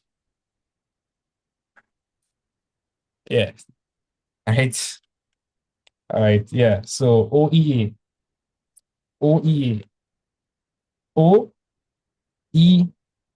That's this angle over here, right? Angle E. Right. So who wants to help me with this question? Let me see. This is like you just take the 54 plus the 72 and minus it from 180 again. Because for the picture, it's like a triangle right there from OAE. Okay.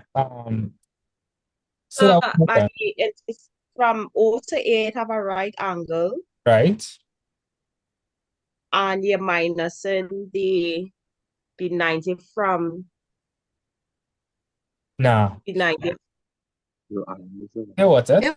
If we have 54 degrees and we have 72 degrees, right? Or you just add that up and like take away Okay, wait. from 180. Take your time, right? Let's look at what we're trying to find for. We're trying to find for this angle over here. So this is what I'm gonna do, right? Let's look at the triangle associated with that angle. Check this out. So the person that said the 90 degrees, he was on the right track. I don't know how they turned that a rectangle. Right? Yeah. Right, watch this, right? Watch this, right, guys? Consider this triangle, right? If this is 72 degrees and this is 90 degrees, and we can figure out this, like real easy. Yeah. Yes, sir. Exactly. All angles in a triangle need to add up to 180. So that would just simply be 180 minus 72 plus 90, right? Right, and it should be 72 plus 90, that'll be 162, so like 18. I'm gonna call it 18. Yeah. All right, cool. All right, 18 degrees. So the rules for that one, you would have to say, right, the angle between tangents and radius is 90 degrees, right? And sum of angles in a triangle is 180 degrees. Yeah. And that is Wait, we have to write that entire thing Yep. to get the 2 marks? Yeah. Oh, okay. Yeah. Yep. Using the process, yeah, right, that's too. Right. So altogether, this is 8 marks. 8 marks. Yeah. So tomorrow we will go through circle theorem in a lot more detail. A lot more detail. Darius, you figure out what we wanted to talk about? So I look at it kind of different, right? So like I was thinking like angles at a point add up to 360 degrees, right? So when I watched the 72, and I thought that like the opposite angle would also be 72, and then like I figured out like that the angle opposite the O would be 108, and then like the other one would also be 108. So like those would be 360 together. Right. Yes. You're going real good so far. And Correct. and then like I divide the 108. No, I minus the 108 from 360, and then I divide it together and I get 36 on both sides. Yeah. Yeah, that's correct. That's correct. Yeah, that's 100% correct. Right? Okay, so Because like big up Darius, so that's some big brain energy. That's some big brain energy. Because watch. Watch, right? So Darius, I'm gonna make a slight change to what you're saying. But wait, everything you said was correct, eh? Like nothing wrong with it. But have a slightly a more efficient way to do it. So you said that this was 72, and then you said that this would be 108. Check this. Check this, right? There's a line. So we can say that this is 108 one time, right? And guys, the reason he said that, right? What kind of triangle is this? Let me see if I can figure it out. What kind of triangle? Is that isosceles? Because what is OB and OA? What is that? What are they called? Two sides are equal. Right, because both of them are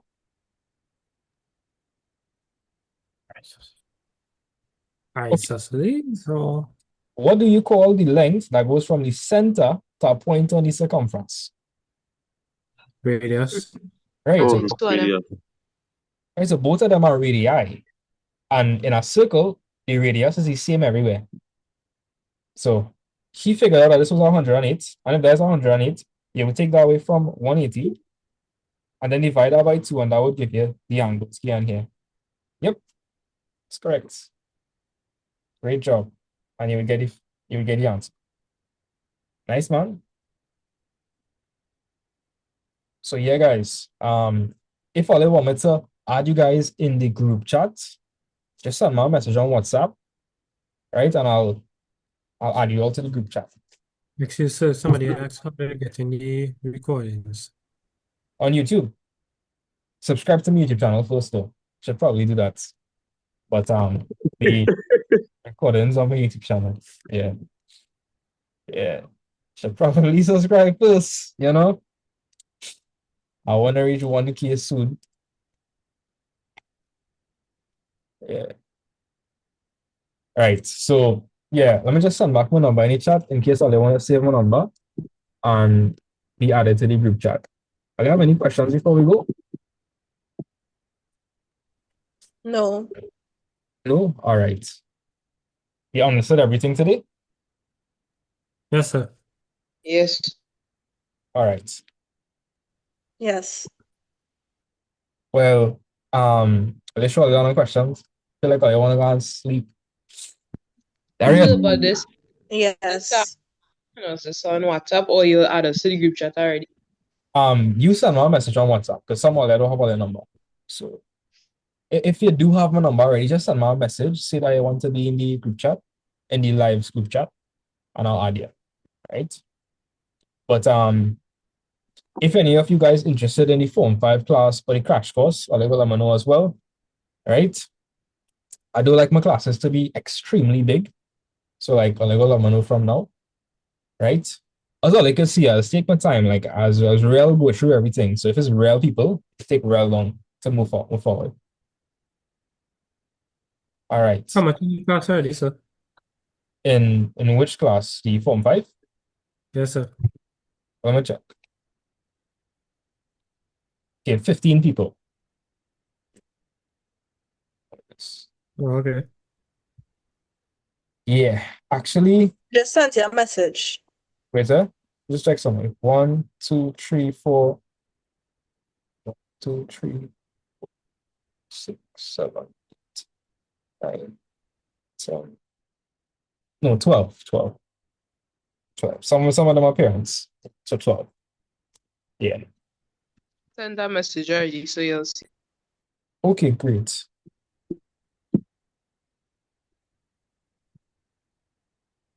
All right. Well, yeah, guys, I will see you all tomorrow, 7 to 10 p.m. Yeah. Later, everybody. It was great. Thanks again. Yeah, don't mention it. Don't mention it. I Santa Thank you, Claus. sir. I appreciated your help. Not a problem. Glad to help you. Merry Right? Christmas to you too, sir. Yeah. More again later. Happy New Year. Later, everybody. Bye, sir.